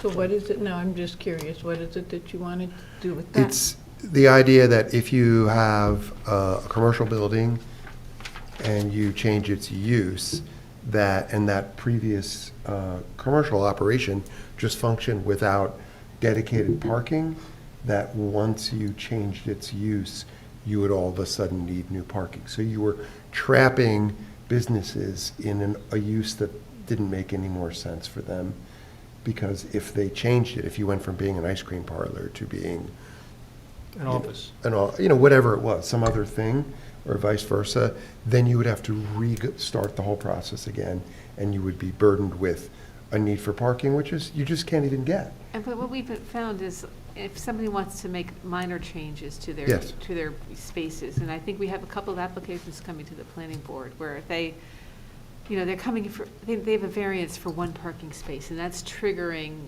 an application. And if it's just changing the use inside a building, and that's triggering an application to the planning board for 1 parking space. So it makes sense to revisit. If it's de minimis, I think Right. it makes sense to waive the requirement, right, to come before us. But if it's, 50 or 100 spaces, I think we need to really take a look at that. That's, The previous ordinance also had, if you also add 15% of area to the building, don't worry about it. Because let's say if you've got Right. 2-story and add an apartment up top or something. And all the buildings on Bloomfield Avenue are really shallow too. That's another thing that is a limiting factor. They're not deep lots. They were the original maybe 100-foot lots, or maybe about that. So they don't, the footprint doesn't really allow for, you can't build this little spiral garage. It would be all, it'd be all traffic lanes. You need a pretty big footprint to build a garage. So, I mean, it's worth revisiting. It is. It's absolutely worth revisiting. I don't know if total repeal, Counselor, but but I think certainly revision is in Well, I order. think we should Yeah. put that comes from a different part of the code, and I think we should probably put that on our to-do list, at the top of our to-do list. But that's beyond what's here today and just Right. creating this new zone district for what's in the Elm New Mhm. Mission Street redevelopment area. One small thing on here, which is that the most glaring undeveloped property, which is between Mission and New, from what I understand, has some heavy covenants on it, so Which it can property- only be which- built, Which property is that? the vacant one? the vacant Murphy's? one. There's nothing, there's I no. mean, it's not Murphy's there's no- anymore, but Oh, it's not Murphy's anymore? I thought you were the one who told me somebody bought it. No. All of these years and it's still Murphy's. I thought it was So- still owned by Mr. Murphy. Okay. There's no covenants on that property. There's just a long history Yeah. with the property owner. He won't even let us plant vegetables. Yeah. We always thought it'd be a nice property to acquire for open space or something. Yes. Better than nothing. Yeah. So Janice, on the CD and the former RA, whatever the resident, is the only thing that changed the height The parking is still pretty much the same, the lot sizes, if you have a small lot. It's just the height. Just the height. And what happens by taking it out of the redevelopment plan and putting it into the zoning, all of our other changes to our zoning ordinance, our changes to the signage requirements, to the Right. affordable housing, all those now apply. When they were in the redevelopment plan, they did not apply, so, Yeah. yeah. How tall do you think that the tallest building that Lackawanna is going to build, because that's catty corner from the Firestone property, it's right across the street. I mean, do you think that the Lackawanna is going to have 6-story buildings in it, or is it all going to be pretty low-rise, you think? At Lackawanna Plaza? Yeah, they were going to do, the second application, they had a pretty tall office building, I thought, maybe 6 stories. No, I think it's 5 stories. 5 stories? But they're tall. They were the height of a 6-story, wasn't it? Yeah, so it's Wasn't like, it? I think it's like 57 feet. Yeah. Okay. But it's because What was the step at? floor to ceiling heights are pretty high. So, I don't know. I mean, that if there was a little bit more density that would be allowed on that, I'm not suggesting that anything go into redevelopment. I mean, that Firestone place is good to go to. They're very nice. I think it's good for the town. One But- thing we might want to add here is, I don't see, we should add some step-back requirements. You know how these are 4-story buildings? And what I'd Step like- back after the third? Yeah, Oh, thanks. yeah. Yeah, and I also like the idea of those almost infilling in, where it's C1 between Hartley and New. And I know that's, you just said, Ms. Talia, that that's not the purpose of this exercise, but I think it makes sense because to change that from C1 to the CD Okay. zone. So which one is this? The C1 section that's between Hartley and New, Okay, and then also the one that's, if I continue east on Bloomfield Avenue after Mission, where the C1's abutting the R2. That's where I feel like we need some sort of step down overall, because I am afraid that somebody figures out how to put in a 6-story building right next to a 2-family residential, and I'm that afraid was, of that, too. that was I think that was the That was impetus what we for this started. discussion, That's quite right. frankly. You're right. That's right. So- let's, because Totally this is agree. a very tight neighborhood, the lots are even smaller here than elsewhere on Bloomfield Avenue, so maybe we expand it beyond just the redevelopment area and say these properties should be included in the CD zone. And then if there's a further conversation that we need to extend it further north, then we'll do that as a separate effort. Yeah. I agree, but I also fear, the person is going to come in and buy up 3 and 4 and 5 of the lots and then get, Right. go up. And so I Right. like the idea of limiting the height. And then I had a couple of other, maybe things to flag or consider in the actual zoning discussion. So it was on page, starting on page 2 here under permitted principal and conditional uses, number 7B, where it says, any curb cut for access lanes to parking shall not interrupt the street frontage of the building. And I think that was put in as a counter to 10 Elm, if I'm not mistaken. But I remember in subsequent hearings we've had, how to interpret that was not clear. Is the fact that you have parking, an access lane for parking on, say, the left side of the building or the right side of the building, isn't that interrupting the streetscape? So let's think- That came up on 260 It might be Park, too. 260 Park. So Yeah. I'm just, my Yes. suggestion It does is. interrupt the facade. They said, no, it's just on the left. Right. I think it came from the building on Glenridge Avenue where they had it in the middle of the building, I think, and then suggestion was made to put it to the left and keep a more uniform storefront. Right. So So you have why like don't we a say that longer- the access lane shall be at a building corner, a corner of the building and not in the center? So it's not related to the frontage, but it has to be at the corner of the building? Or do we want access lanes in general off of Bloomfield Avenue? I mean, I think of Bloomfield Avenue as street front and not having access lanes. But there are instances, obviously there are instances when you have to put an access lane in, like the one that goes to the Bullock School. Right. Um, Yeah, not saying it shouldn't be there ever, but I think in general, Well, that defeats rather- the whole, that's another argument that the parking will never work. If you can't have an access lane, But, forget I about the mean, for parking. instance, even think of the vestry. You know, because there's no side streets that could, some of them have the side well, streets. I'm leaving that you I'm get leaving to. the parking for another, Yeah. we can, But I look, think like, parking's The a, vestry has parking access from That's true. Bloomfield Avenue. So just think, if you go up on the larger projects, it's usually the redevelopment areas where you have larger parcels where you have on-site parking, you have to be able to have access. that's true. I guess I was thinking more of some of the smaller shops. I like that Right. look and feel. And they're so small, they're never gonna have parking either. That makes sense. Other questions around garden centers and building supply establishments? Is that, wait, do we want that to be a principal use? We can just take it out. I mean, we took this from the C1 zone. I would take that out if somebody has a really great idea, because that also thinks, to me, Which that's number is that? that is B1. Okay. I'm on page 3 now. Yeah, that just didn't make sense to me. And we're gonna get rid of parking decks, right? Because we don't want parking decks as a, Yeah, I agree with all of your planning suggestions in your memo. Yeah, That okay. things that weren't incorporated yet, I agree with those. I also wasn't sure about the fast food restaurant or bar or tavern shall be located closer than 750 feet to property occupied by another such establishment in the CD zone. Wait a minute, what is it? Is it for, That's- this is that's in our- B2. that's in our C1 zone. We don't want, it shouldn't say the CD zone, it should, but it's just replicating what's in our ordinance right now. No, that's not in that one, I think it's in. So we can't have food restaurants or bars or taverns Page 3. located within 750 feet of each other? Let's just get rid of it. you Yeah, know. I can't get Then rid you of it. can't have a pub crawl, you know? I don't do that anymore.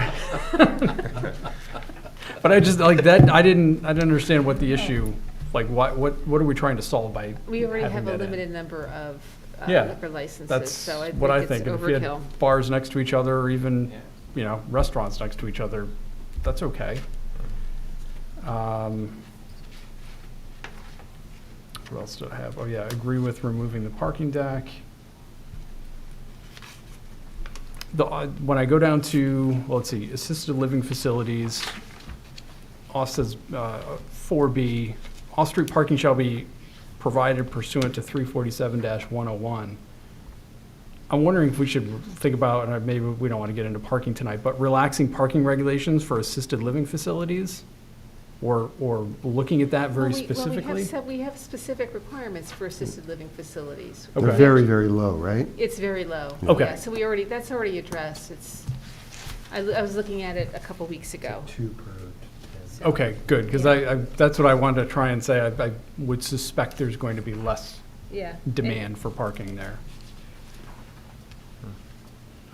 Let's see here.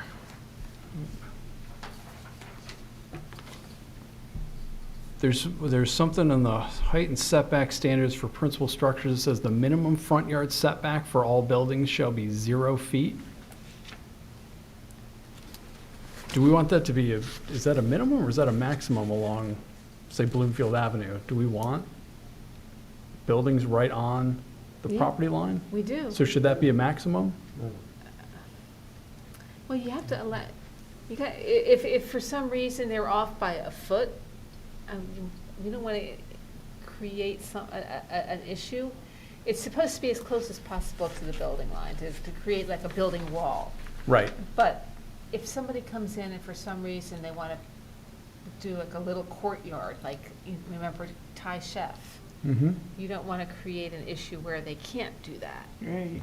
So you see what I'm saying? Right, but do we want to, I guess my question then is, do we want to define a maximum? Okay. If the minimum's 0, and I don't see a maximum, could somebody have a 25, I mean, I doubt they would do that, but 20 foot? 8 foot, something like 8 feet. Yeah, I mean, 8 feet, is that, I mean, It's that, actually not even I mean, they want to maximize their property. I don't see anybody pushing the building back 8 feet because they're prohibited from having parking between the building and the street anyway. okay. So it's So not maybe it's a even- non-issue? I don't think it'll be an Okay. issue. And At then least- my, at least in in these properties, these small properties, you're not going to have that issue. You might have the issue if it was, say, the path mark, which always, had the parking between the street and the building. That's a redevelopment area, so. What is the setback on the front yard for C1? 0.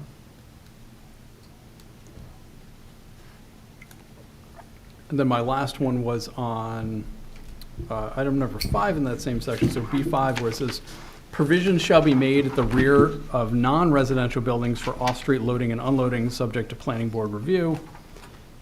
I'm wondering if that should be all buildings. Okay, that's fine. Why? Provision shall be made at the rear of all buildings, because not, commercial buildings and residential buildings all need loading. Right. I don't know why we excluded residential. Oh, no, sorry, all. I thought It's you getting, said old. all buildings. Yeah, I'm probably getting tired and. Yeah. You're looking online, so I guess your page numbers were somewhat difficult to follow, but I was trying to find where you are. Oh, I'm sorry, I'm on page 6 now. Yeah. Page 6, right under, it's near the top of the page, item number 5, so it'd be B5. But yes, I'm on the online version, so if I've messed something up, it will change the pagination. Right, because on page 6, I've got 5, then C. Right, So so it's that 5. It's that 5, yeah. Yeah, it's that 5 item that I'm talking about, where it calls out specifically non-residential. It seems to me it would be all buildings. Okay. I'm concerned about the mixed-use buildings, because the mixed-use buildings are usually primarily residential.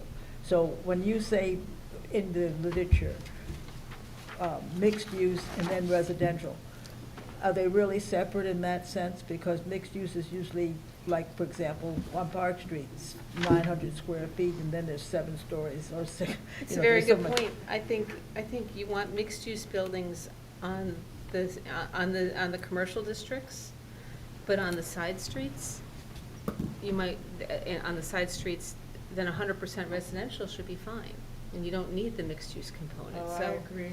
Right, I agree with that as well. So I But think. but where we do have mixed-use buildings, and everything is to the property line there on both sides, and then when you don't have a back area either, you've got people living in buildings where there are 3 sides of walls.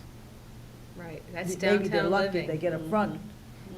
And so we don't, we need, if we're gonna have mixed-use buildings, we still need some setbacks and whatever, so that people can have windows and things that are appropriate. But you have to remember, most of the buildings along and this zone district is along Bloomfield Avenue.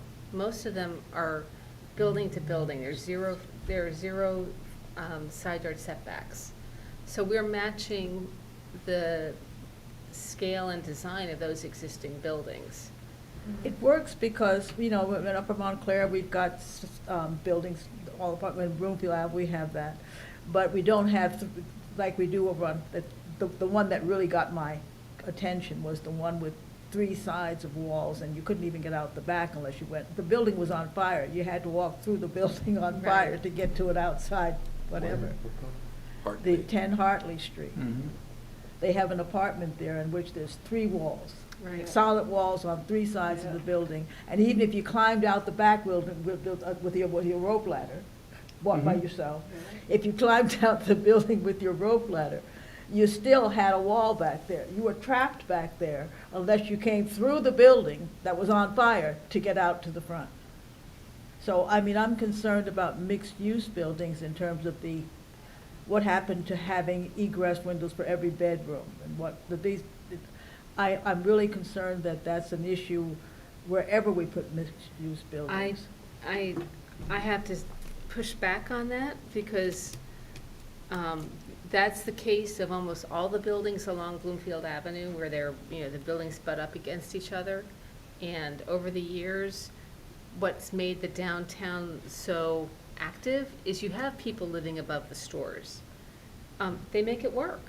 That's what downtown living is. I'm And we're used to replicating that. ideas that you don't have sun parlors anymore, and you don't have windows on all sides of the building. I'm used to that.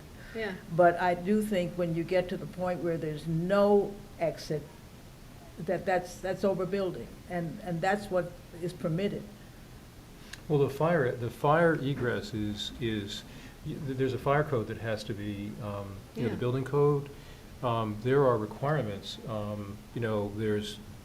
has to be 2 means of egress when you get to a certain height.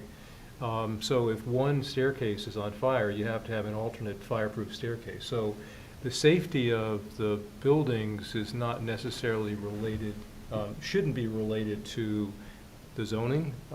So there needs to be, what you're saying about 10 Hartley worries me a little bit, because. Well, the we fire just department approved- looked at that and said, well, there should be, but we recommend, but they didn't say we require. Like, we recalled the fire department, that was one reason why they were to make, to say, you can't do that. And they said, well, you shouldn't do that, but. I guess it meant it meets the building code. The It fire probably code. met the building code, yeah. Having 0 lot line on either side of a building is very natural, like most of the world's cities do that, from Amsterdam to New York You're City. right. I'm do aware of that for It's- 2 sides of the building. Right.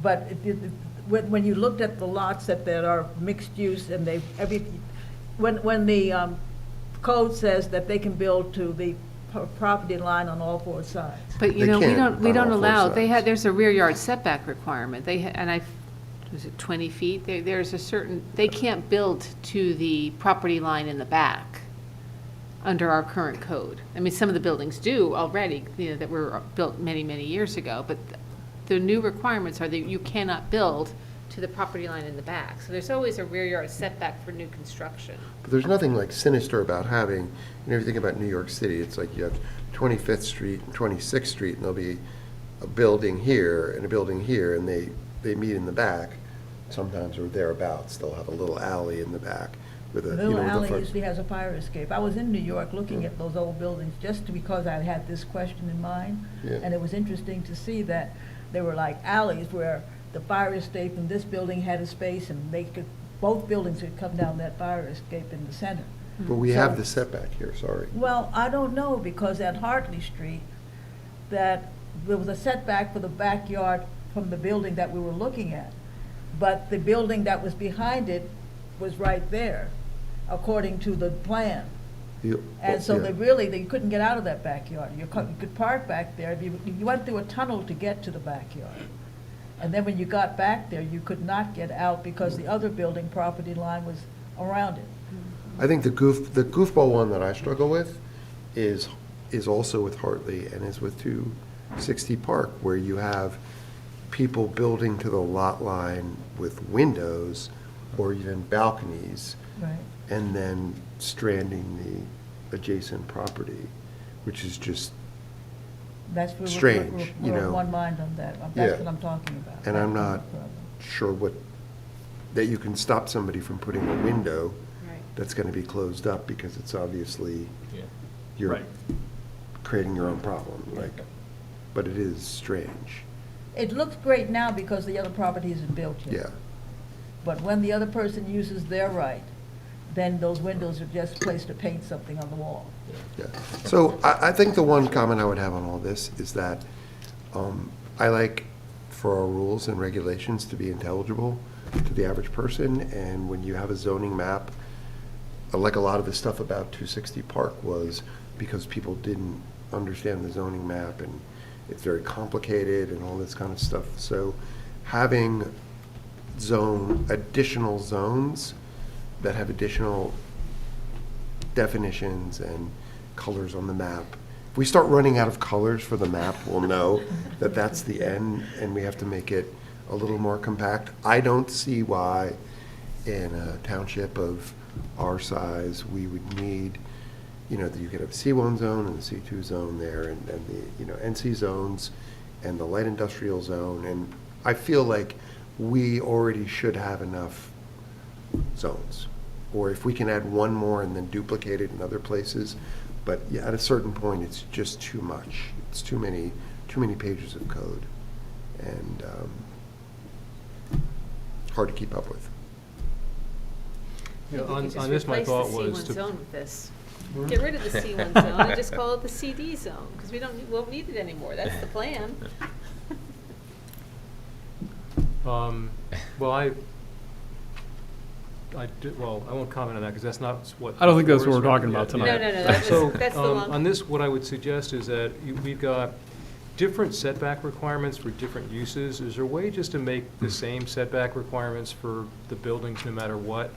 Like, there's an assisted living facility in the principal uses that are permitted, and there's a different setback requirement just for assisted living.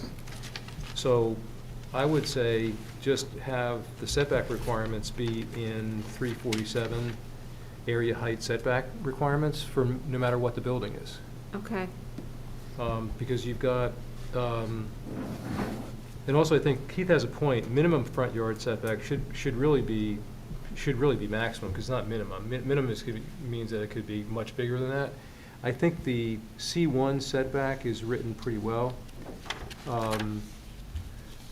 The front yard setbacks, well, that does say minimum, but it should say, well, let me say what it says. It says the minimum front yard setback for all buildings shall be 0 feet in this, but no building shall be set back further than greater setbacks of buildings on the adjoining lots.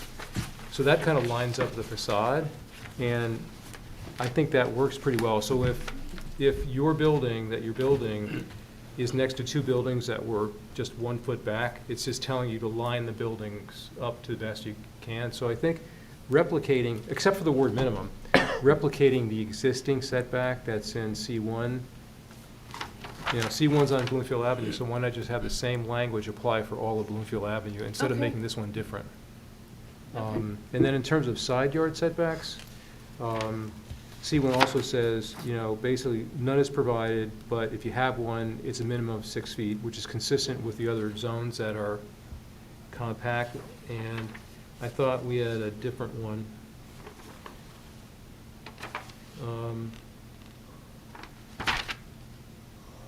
No, I'm sorry. No, we have, what is the side yard? Oh, no, I'm sorry, it's the same. It says where a side yard is provided, such side yard shall be a minimum of 6 feet, so it replicates that. I thought there was one in the assisted living section, but it's not. It just talks about front yard. And then the parking still, let's say if the parking was in the back and if it was a structure, that still has to be set back 10 feet, the same, right? Doesn't matter. Oh, no, the parking, surface parking doesn't have to be set Not back surface, I 10. mean, if it were a garage, it would have to be If set it back. was in a building, yeah, part of the principal structure, then yes. The word combine. I kind of want, I mean, if I were doing this, I would, after going through all of this, and I would probably just put them back to C1, and then just, if you want C1 to be different, then, you know, like, why create this other zone that you really want to be C1? Just put it back to C1 for now. We're doing this because this is what the master plan says. Oh. Just for this area? Actually, the master plan calls for eliminating the C1 zone. So until you tackle that, if you just, we have the C1 zone already, put all this back to C1, We which can what it do was, that. and then deal with the C1 all over. You know, I just thought this was an opportunity because.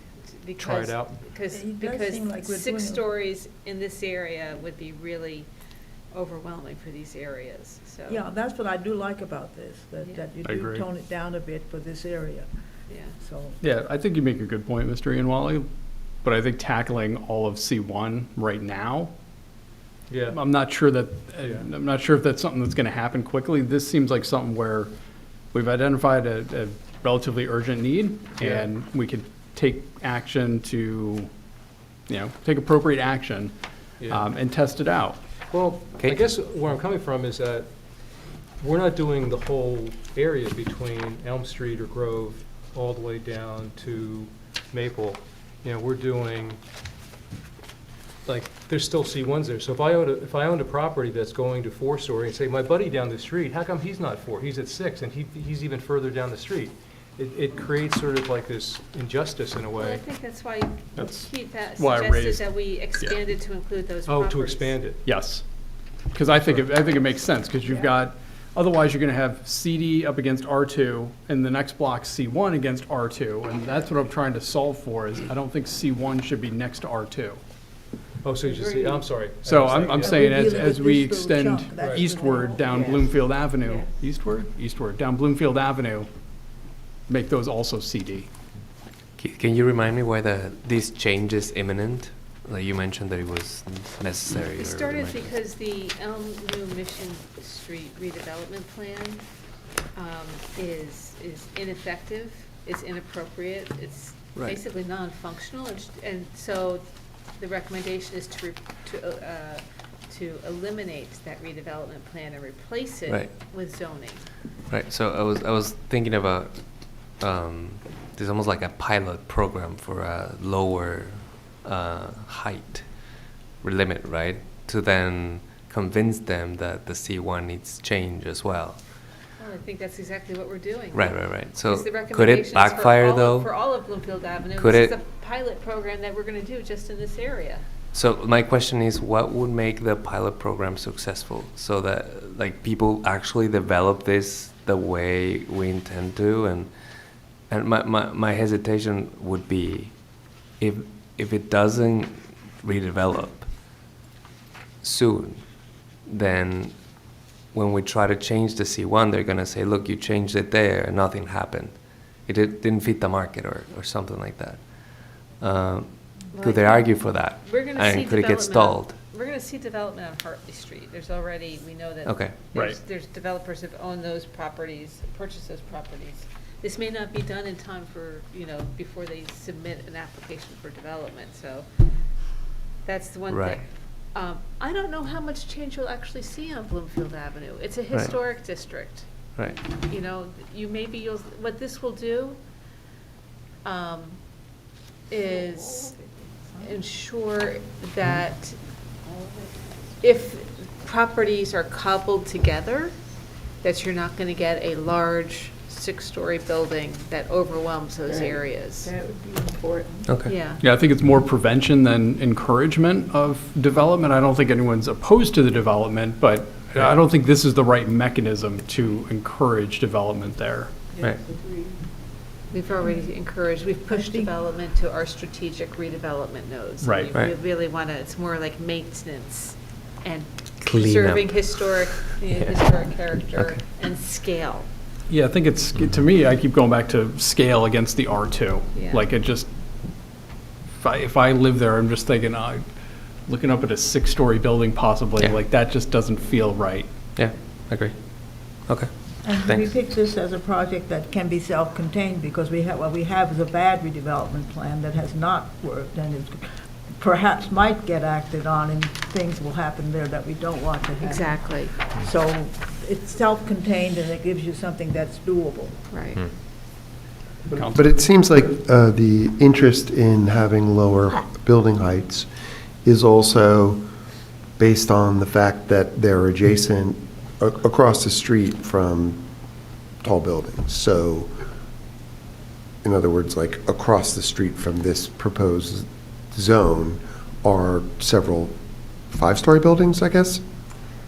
The westerly? Well, there are some over by the Eastern Gateway redevelopment area, the Vestry and the Montclarian, The those are Montclair. taller. Yeah. Those are taller.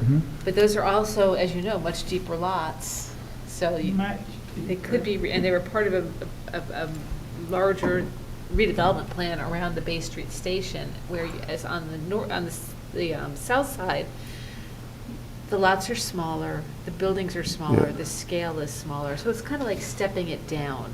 But is there an issue, because people have sort of phrased it to this way to me, who are like not, professionals or whatever, that we have a canyoning, you want to avoid canyoning, so you almost want to have like one zone on one side of the street here, one zone on another, and then maybe switch them as you go down Bloomfield Avenue. Do you want to have consistency on both sides of the street, is the question. Is that a good thing? Is it not a thing? Well, no, we don't want to create canyons, so. So you want to have, if you have tall buildings, so for example, if we're looking at a redevelopment area or rehabilitation area, can't keep them straight, by, between Valley and east, on the each side of Valley at Bloomfield Avenue. Right. Because Valley and Bloom is the tallest, we would want to have that be at a lower height specifically. I think it's an excellent idea, yeah. It wasn't, it was a question, really. No, but I think it's an excellent Or, idea. or at least have step backs. I mean, Yes. you may have, let's just say, I mean, a you've got the six-story Leach building, building right but- there, you've got that, Yep. Yeah. you know, the Leach building Yep. set the standard for six-story buildings Yep. all along Bloomfield All Avenue. The over. whole zoning Yep. was created to match the height of the Leach building. Hmm. So you do have a That's a six-story warehouse. building. Imagine Leach up and down, either side. Yeah. Yeah. But, yeah.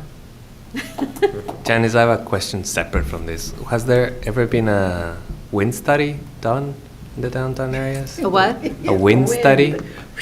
Because we keep coming back to like setbacks and all of this, and canyoning. It's really about comfort, right? Outdoor comfort, and Yeah. where you place height matters a lot, right? Like if the wind comes from the west predominantly in the wintertime, or the north or the south or the east, it impacts which areas along the street should be taller or higher. Well, we've done the I forgot what it's called, that's the daylight analysis. And Right. that's how we did the whole analysis to come up with the step backs, so the upper story Yeah, step backs, so you get light air and Yes. open space Yes. I get that, in there. yes. We haven't done a wind analysis, no. That's something new. Yeah. Okay, I can share some That'd be material great. with you if you care to see it. I mean, we've done some extensive analysis, and we did this is separate, but we did a master plan on redeveloping an airport.